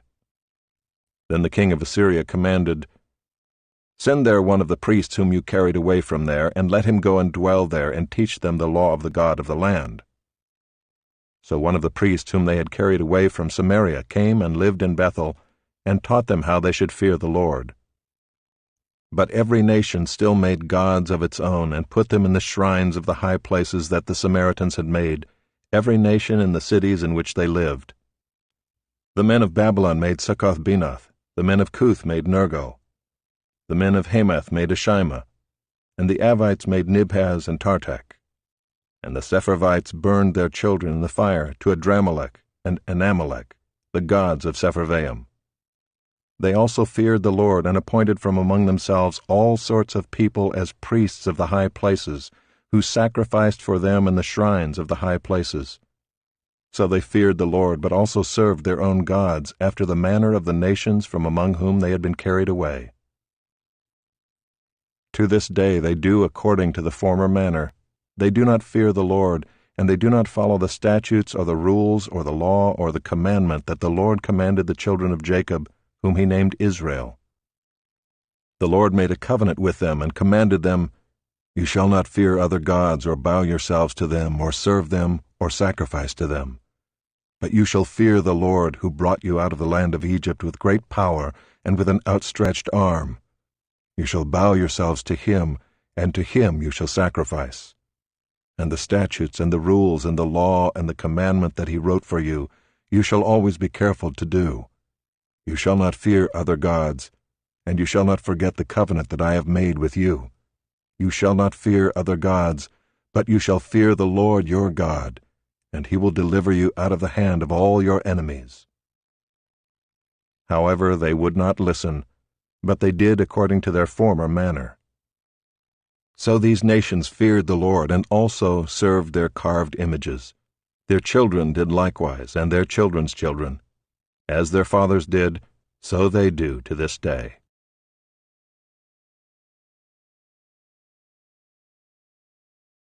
Chapter 18.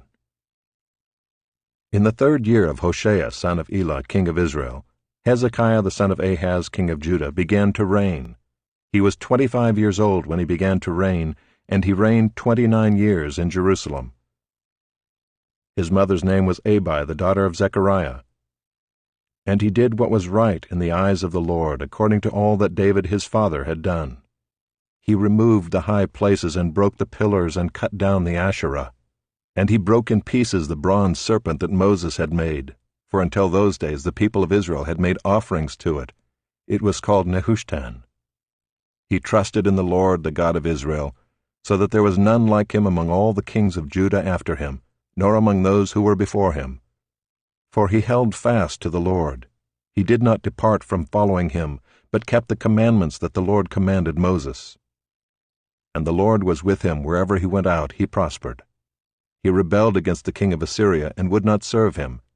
He struck down the Philistines as far as Gaza and its territory, from watchtower to fortified city. In the 4th year of King Hezekiah, which was the 7th year of Hoshea son of Elah, king of Israel, Shalmaneser king of Assyria came up against Samaria and besieged it. And at the end of 3 years he took it. In the 6th year of Hezekiah, which was the 9th year of Hoshea king of Israel, Samaria was taken. The king of Assyria carried the Israelites away to Assyria, and put them in Halah, and on the Habor, the river of Gozan, and in the cities of the Medes, because they did not obey the voice of the Lord their God, but transgressed his covenant, even all that Moses, the servant of the Lord, commanded. They neither listened nor obeyed. In the 14th year of King Hezekiah, Sennacherib king of Assyria came up against all the fortified cities of Judah and took them. And Hezekiah king of Judah sent to the king of Assyria at Lachish, saying, "I have done wrong. Withdraw from me. Whatever you impose on me I will bear."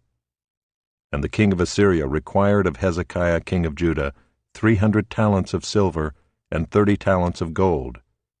And Hezekiah gave him all the silver that was found in the house of the Lord and in the treasuries of the king's house. At that time Hezekiah stripped the gold from the doors of the temple of the Lord, and from the doorposts that Hezekiah king of Judah had overlaid, and gave it to the king of Assyria. And the king of Assyria sent the Tartan, the Rabsaris, and the Rabshakeh, with a great army from Lachish to King Hezekiah at Jerusalem. And they went up and came to Jerusalem. When they arrived, they came and stood by the conduit of the upper pool, which is on the highway to the washer's field. And when they called for the king, there came out to them Eliakim the son of Hilkiah, who was over the household, and Shebna the secretary, and Joah the son of Asaph the recorder. And the Rabshakeh said to them, "Say to Hezekiah, Thus says the great king, the king of Assyria, On what do you rest this trust of yours? Do you think that mere words are strategy and power for war? In whom do you now trust, that you have rebelled against me? Behold, you are trusting now in Egypt, that broken reed of a staff, which will pierce the hand of any man who leans on it. Such is Pharaoh king of Egypt to all who trust in him. But if you say to me, We trust in the Lord our God, is it not he whose high places and altars Hezekiah has removed, saying to Judah and to Jerusalem, You shall worship before this altar in Jerusalem? Come now, make a wager with my master the king of Assyria. I will give you 2,000 horses, if you are able on your part to set riders on them. How then can you repulse a single captain among the least of my master's servants, when you trust in Egypt for chariots and for horsemen? Moreover, is it without the Lord that I have come up against this place to destroy it? The Lord said to me, Go up against this land and destroy it. Then Eliakim the son of Hilkiah and Shebna and Joah said to the Rabshakeh, Please speak to your servants in Aramaic, for we understand it. Do not speak to us in the language of Judah within the hearing of the people who are on the wall. But the Rabshakeh said to them, Has my master sent me to speak these words to your master and to you, and not to the men sitting on the wall, who are doomed with you to eat their own dung and to drink their own urine? Then the Rabshakeh stood and called out in a loud voice in the language of Judah, Hear the word of the great king, the king of Assyria. Thus says the king, Do not let Hezekiah deceive you, for he will not be able to deliver you out of my hand. Do not let Hezekiah make you trust in the Lord by saying, The Lord will surely deliver us, and this city will not be given into the hand of the king of Assyria. Do not listen to Hezekiah, for thus says the king of Assyria, Make your peace with me and come out to me. Then each one of you will eat of his own vine, and each one of his own fig tree, and each one of you will drink the water of his own cistern, until I come and take you away to a land like your own land, a land of grain and wine, a land of bread and vineyards, a land of olive trees and honey, that you may live and not die.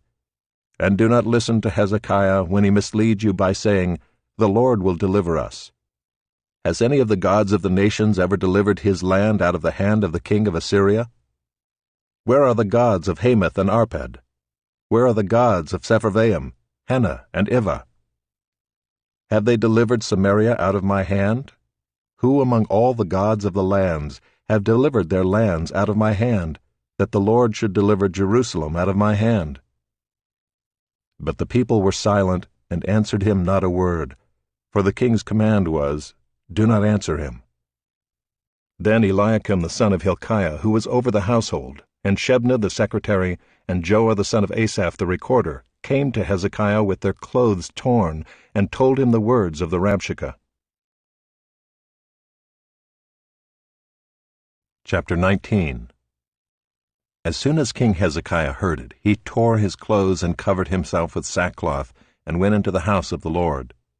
And he sent Eliakim, who was over the household, and Shebna the secretary, and the senior priests, covered with sackcloth, to the prophet Isaiah the son of Amoz.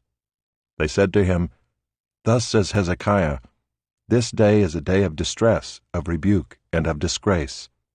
Children have come to the point of birth, and there is no strength to bring them forth. It may be that the Lord your God heard all the words of the Rabshakeh, whom his master the king of Assyria has sent to mock the living God, and will rebuke the words that the Lord your God has heard. Therefore lift up your prayer for the remnant that is left. When the servants of King Hezekiah came to Isaiah, Isaiah said to them, Say to your master, Thus says the Lord, Do not be afraid because of the words that you have heard, with which the servants of the king of Assyria have reviled me. Behold, I will put a spirit in him, so that he shall hear a rumor and return to his own land. And I will make him fall by the sword in his own land. The Rabshakeh returned and found the king of Assyria fighting against Libnah, for he heard that the king had left Lachish.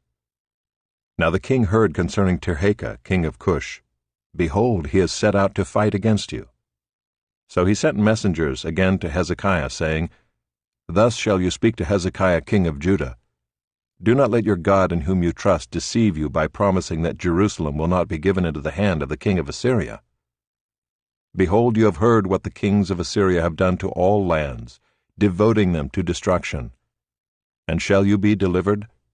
Have the gods of the nations delivered them, the nations that my fathers destroyed, Gozan, Haran, Rezeph, and the people of Eden who were in Telassar?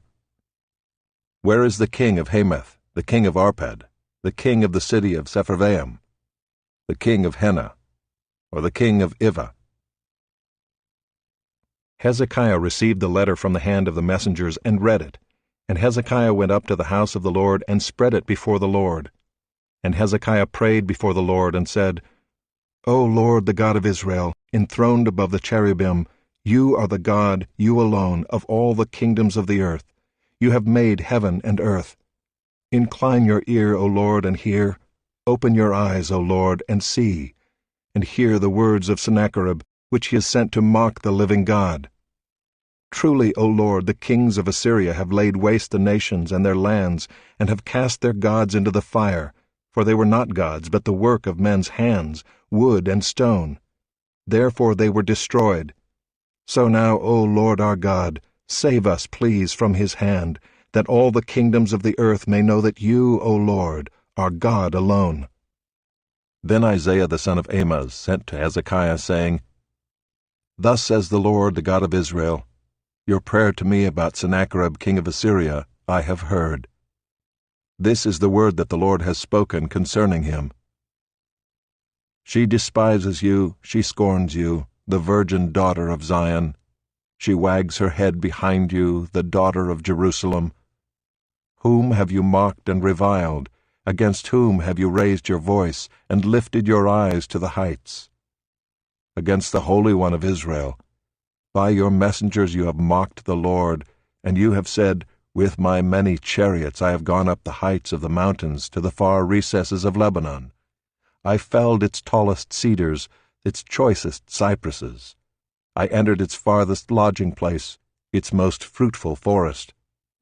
I dug wells and drank foreign waters, and I dried up with the sole of my foot all the streams of Egypt. Have you not heard that I determined it long ago? I planned from days of old what now I bring to pass, that you should turn fortified cities into heaps of ruins, while their inhabitants, shorn of strength, are dismayed and confounded, and have become like plants of the field and like tender grass, like grass on the housetops, blighted before it is grown.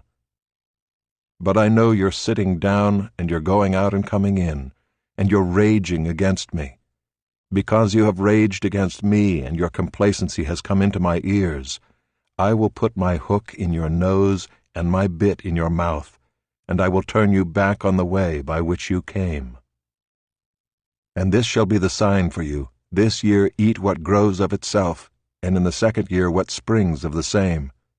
Then in the third year sow and reap and plant vineyards and eat their fruit. And the surviving remnant of the house of Judah shall again take root downward and bear fruit upward. For out of Jerusalem shall go a remnant, and out of Mount Zion a band of survivors. The zeal of the Lord will do this. Therefore thus says the Lord concerning the king of Assyria, He shall not come into this city or shoot an arrow there, or come before it with a shield, or cast up a siege mound against it. By the way that he came, by the same he shall return, and he shall not come into this city, declares the Lord. For I will defend this city to save it, for my own sake, and for the sake of my servant David. And that night the angel of the Lord went out and struck down 185,000 in the camp of the Assyrians. And when people arose early in the morning, behold, these were all dead bodies. Then Sennacherib king of Assyria departed and went home and lived at Nineveh. And as he was worshipping in the house of Nisroch his god, Adramelech and Sharezer his sons struck him down with the sword and escaped into the land of Ararat. And Esarhaddon his son reigned in his place.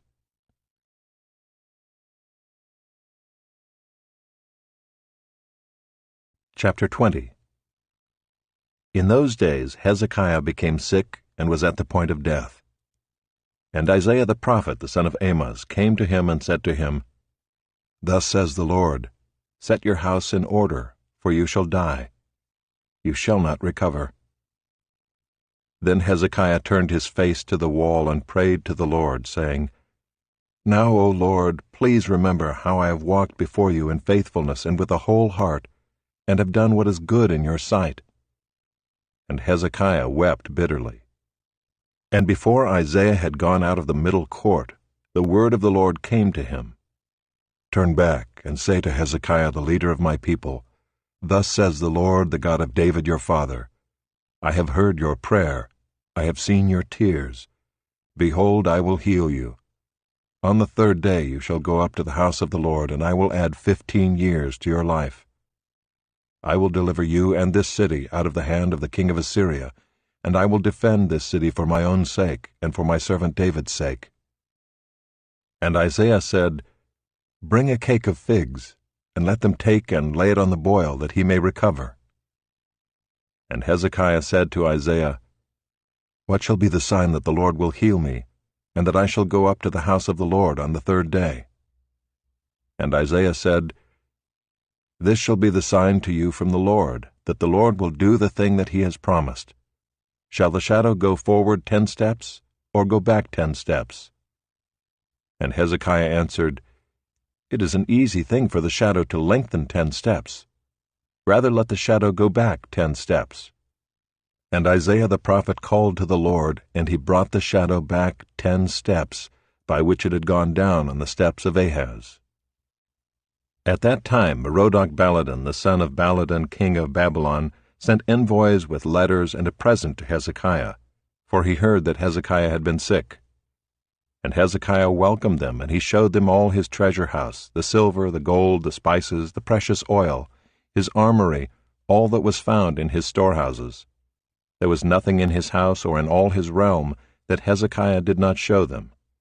Then Isaiah the prophet came to King Hezekiah and said to him, What did these men say, and from where did they come to you? And Hezekiah said, They have come from a far country, from Babylon. He said, What have they seen in your house? And Hezekiah answered, They have seen all that is in my house. There is nothing in my storehouses that I did not show them. Then Isaiah said to Hezekiah, Hear the word of the Lord. Behold, the days are coming when all that is in your house, and that which your fathers have stored up till this day, shall be carried to Babylon. Nothing shall be left, says the Lord. And some of your own sons who will come from you, whom you will father, shall be taken away, and they shall be eunuchs in the palace of the king of Babylon. Then Hezekiah said to Isaiah, The word of the Lord that you have spoken is good. For he thought, Why not, if there will be peace and security in my days? The rest of the deeds of Hezekiah and all his might, and how he made the pool and the conduit, and brought water into the city, are they not written in the book of the Chronicles of the kings of Judah? And Hezekiah slept with his fathers, and Manasseh his son reigned in his place.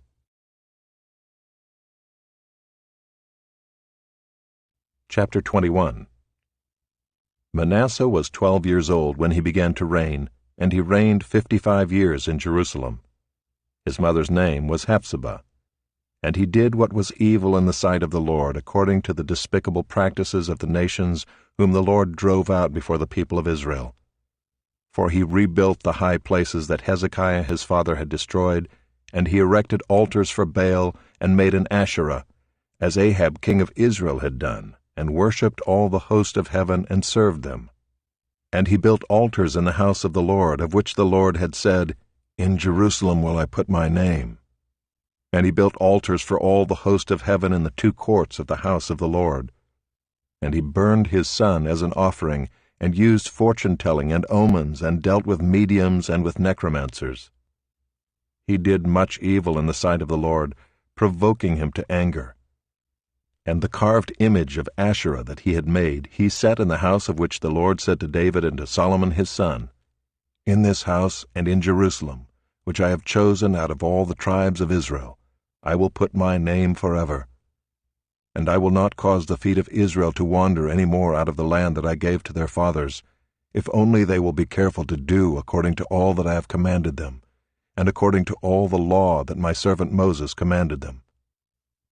But they did not listen, And Manasseh led them astray to do more evil than the nations had done whom the Lord destroyed before the people of Israel.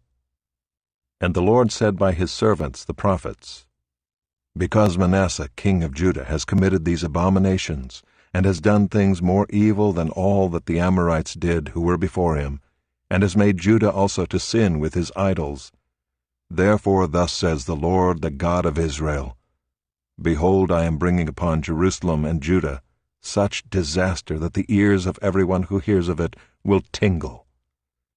And I will stretch over Jerusalem the measuring line of Samaria, and the plumb line of the house of Ahab, and I will wipe Jerusalem as one wipes a dish, wiping it and turning it upside down.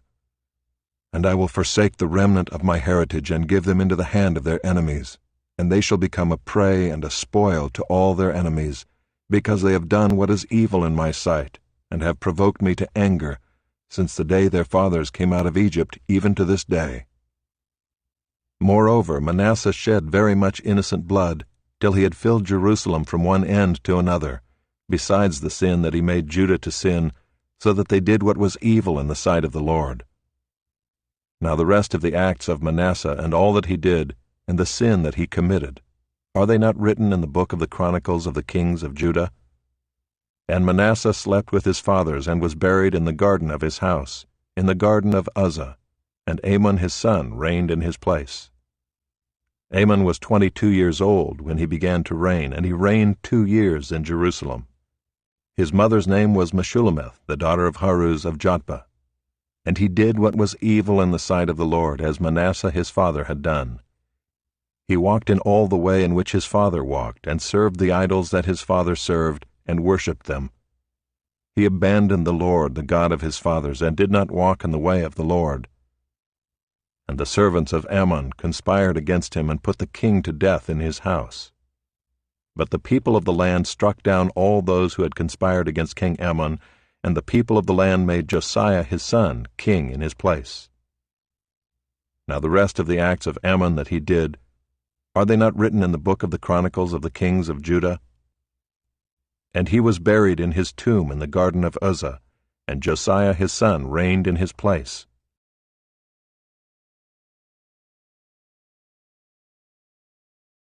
Chapter 22.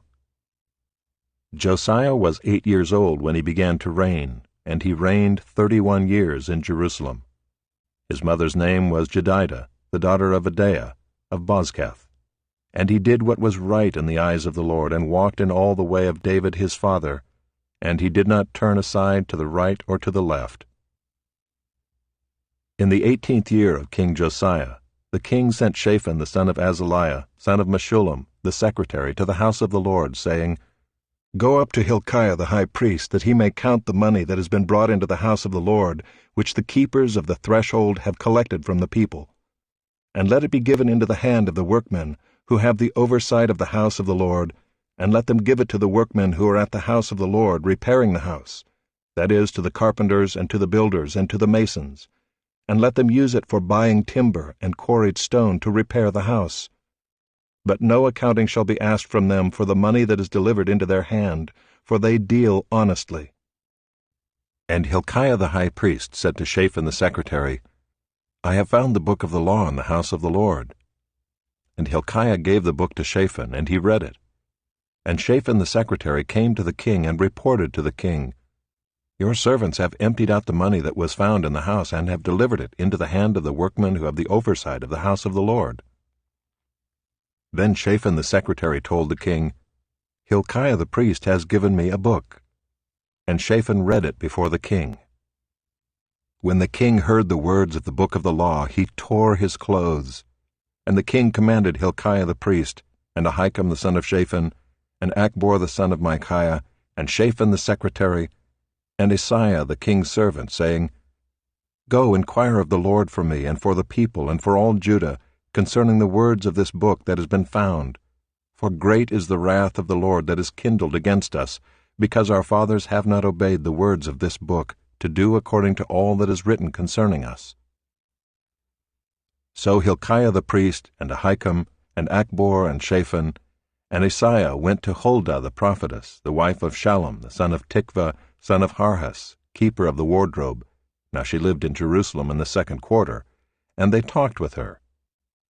And she said to them, Thus says the Lord, the God of Israel, Tell the man who sent you to me, Thus says the Lord, Behold, I will bring disaster upon this place and upon its inhabitants, all the words of the book that the king of Judah has read, because they have forsaken me and have made offerings to other gods, that they might provoke me to anger with all the work of their hands. Therefore my wrath will be kindled against this place, and it will not be quenched. But to the king of Judah, who sent you to inquire of the Lord, thus shall you say to him, Thus says the Lord, the God of Israel, regarding the words that you have heard, because your heart was penitent, and you humbled yourself before the Lord, when you heard how I spoke against this place and against its inhabitants, that they should become a desolation and a curse, and you have torn your clothes and wept before me. I also have heard you, declares the Lord. Therefore, behold, I will gather you to your fathers, and you shall be gathered to your grave in peace, and your eyes shall not see all the disaster that I will bring upon this place. And they brought back word to the king.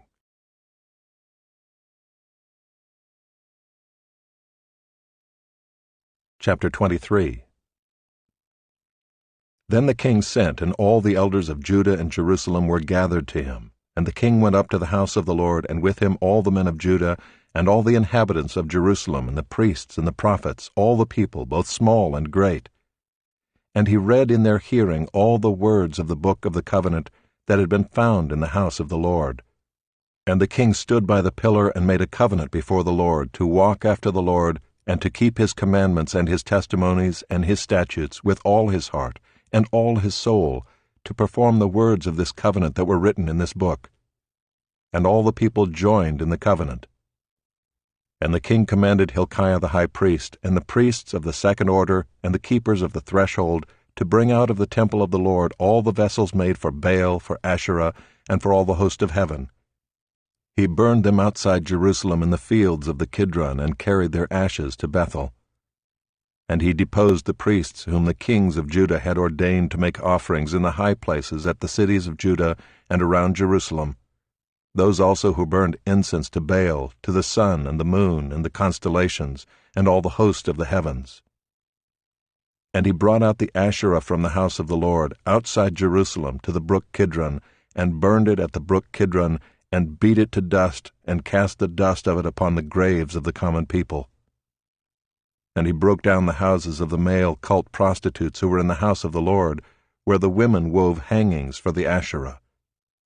And he brought all the priests out of the cities of Judah, and defiled the high places where the priests had made offerings, from Geba to Beersheba. And he broke down the high places of the gates that were at the entrance of the gate of Joshua the governor of the city, which were on one's left at the gate of the city.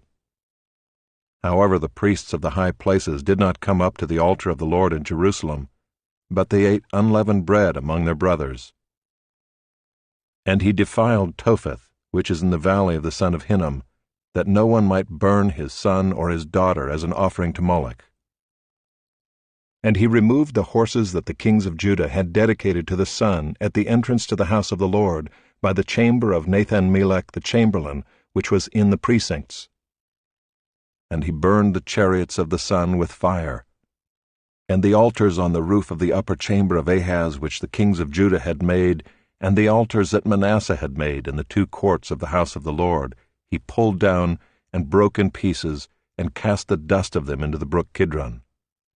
And the king defiled the high places that were east of Jerusalem, to the south of the Mount of Corruption, which Solomon the king of Israel had built for Ashtoreth, the abomination of the Sidonians, and for Chemosh, the abomination of Moab, and for Milcom, the abomination of the Ammonites.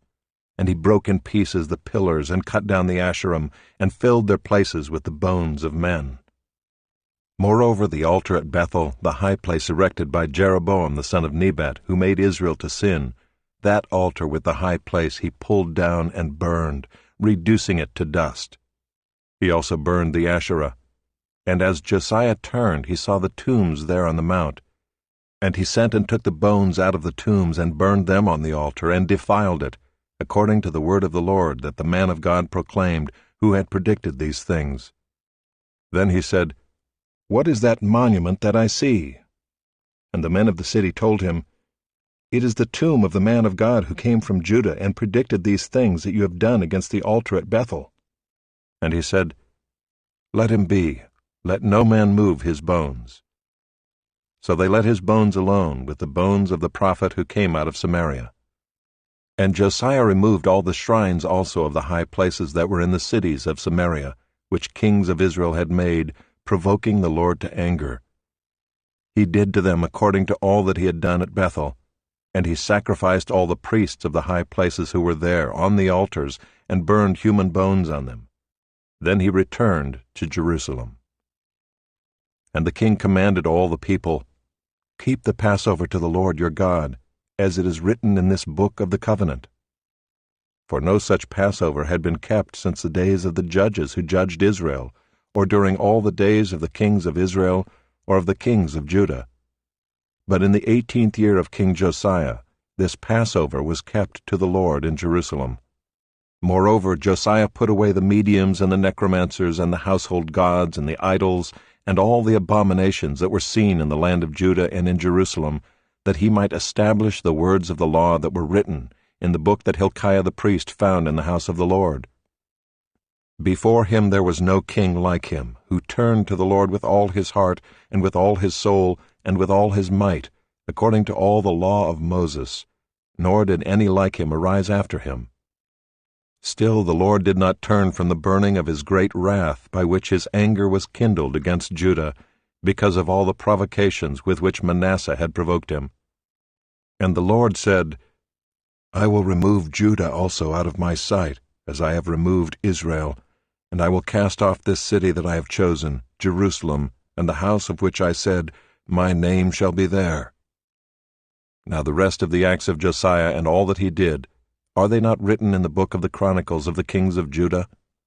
In his days Pharaoh Necho, king of Egypt, went up to the king of Assyria to the river Euphrates. King Josiah went to meet him, and Pharaoh Necho killed him at Megiddo as soon as he saw him. And his servants carried him dead in a chariot from Megiddo and brought him to Jerusalem, and buried him in his own tomb. And the people of the land took Jehoahaz the son of Josiah, and anointed him, and made him king in his father's place. Jehoahaz was 23 years old when he began to reign, and he reigned 3 months in Jerusalem. His mother's name was Hamutal, the daughter of Jeremiah of Libnah. And he did what was evil in the sight of the Lord, according to all that his fathers had done. And Pharaoh Necho put him in bonds at Riblah in the land of Hamath, that he might not reign in Jerusalem, and laid on the land a tribute of 100 talents of silver and a talent of gold. And Pharaoh Necho made Eliakim the son of Josiah king in the place of Josiah his father, and changed his name to Jehoiakim. But he took Jehoahaz away, and he came to Egypt and died there. And Jehoiakim gave the silver and the gold to Pharaoh, but he taxed the land to give the money according to the command of Pharaoh. He exacted the silver and the gold of the people of the land, from everyone according to his assessment, to give it to Pharaoh Necho. Jehoiakim was 25 years old when he began to reign, and he reigned 11 years in Jerusalem. His mother's name was Zebidah, the daughter of Pedaiah of Rumah. And he did what was evil in the sight of the Lord, according to all that his fathers had done.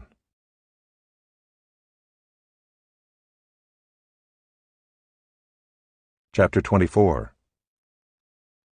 In his days Nebuchadnezzar king of Babylon came up, and Jehoiakim became his servant for 3 years. Then he turned and rebelled against him. And the Lord sent against him bands of the Chaldeans, and bands of the Syrians, and bands of the Moabites, and bands of the Ammonites, and sent them against Judah to destroy it, according to the word of the Lord that he spoke by his servants the prophets. Surely this came upon Judah at the command of the Lord, to remove them out of his sight, for the sins of Manasseh, according to all that he had done, and also for the innocent blood that he had shed.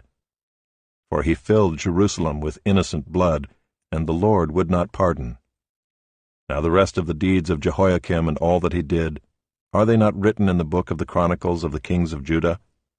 So Jehoiakim slept with his fathers, and Jehoiakim his son reigned in his place. And the king of Egypt did not come again out of his land, for the king of Babylon had taken all that belonged to the king of Egypt from the brook of Egypt to the river Euphrates.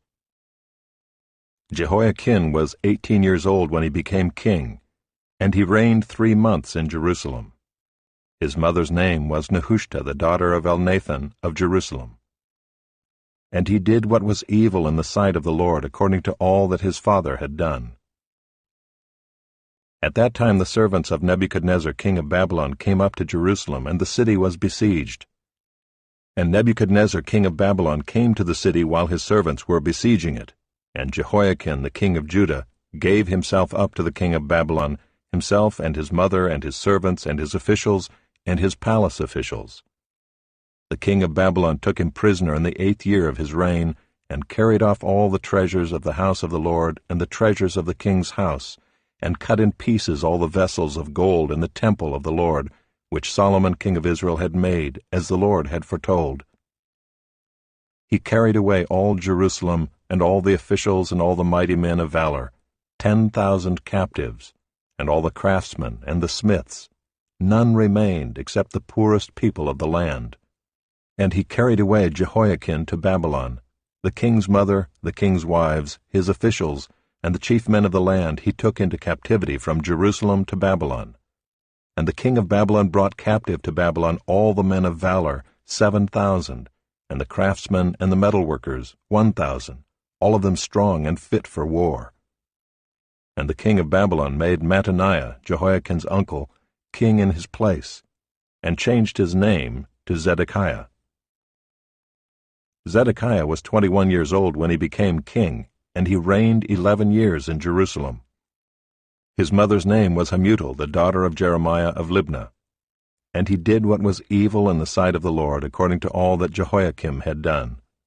For because of the anger of the Lord it came to the point in Jerusalem and Judah that he cast them out from his presence. And Zedekiah rebelled against the king of Babylon.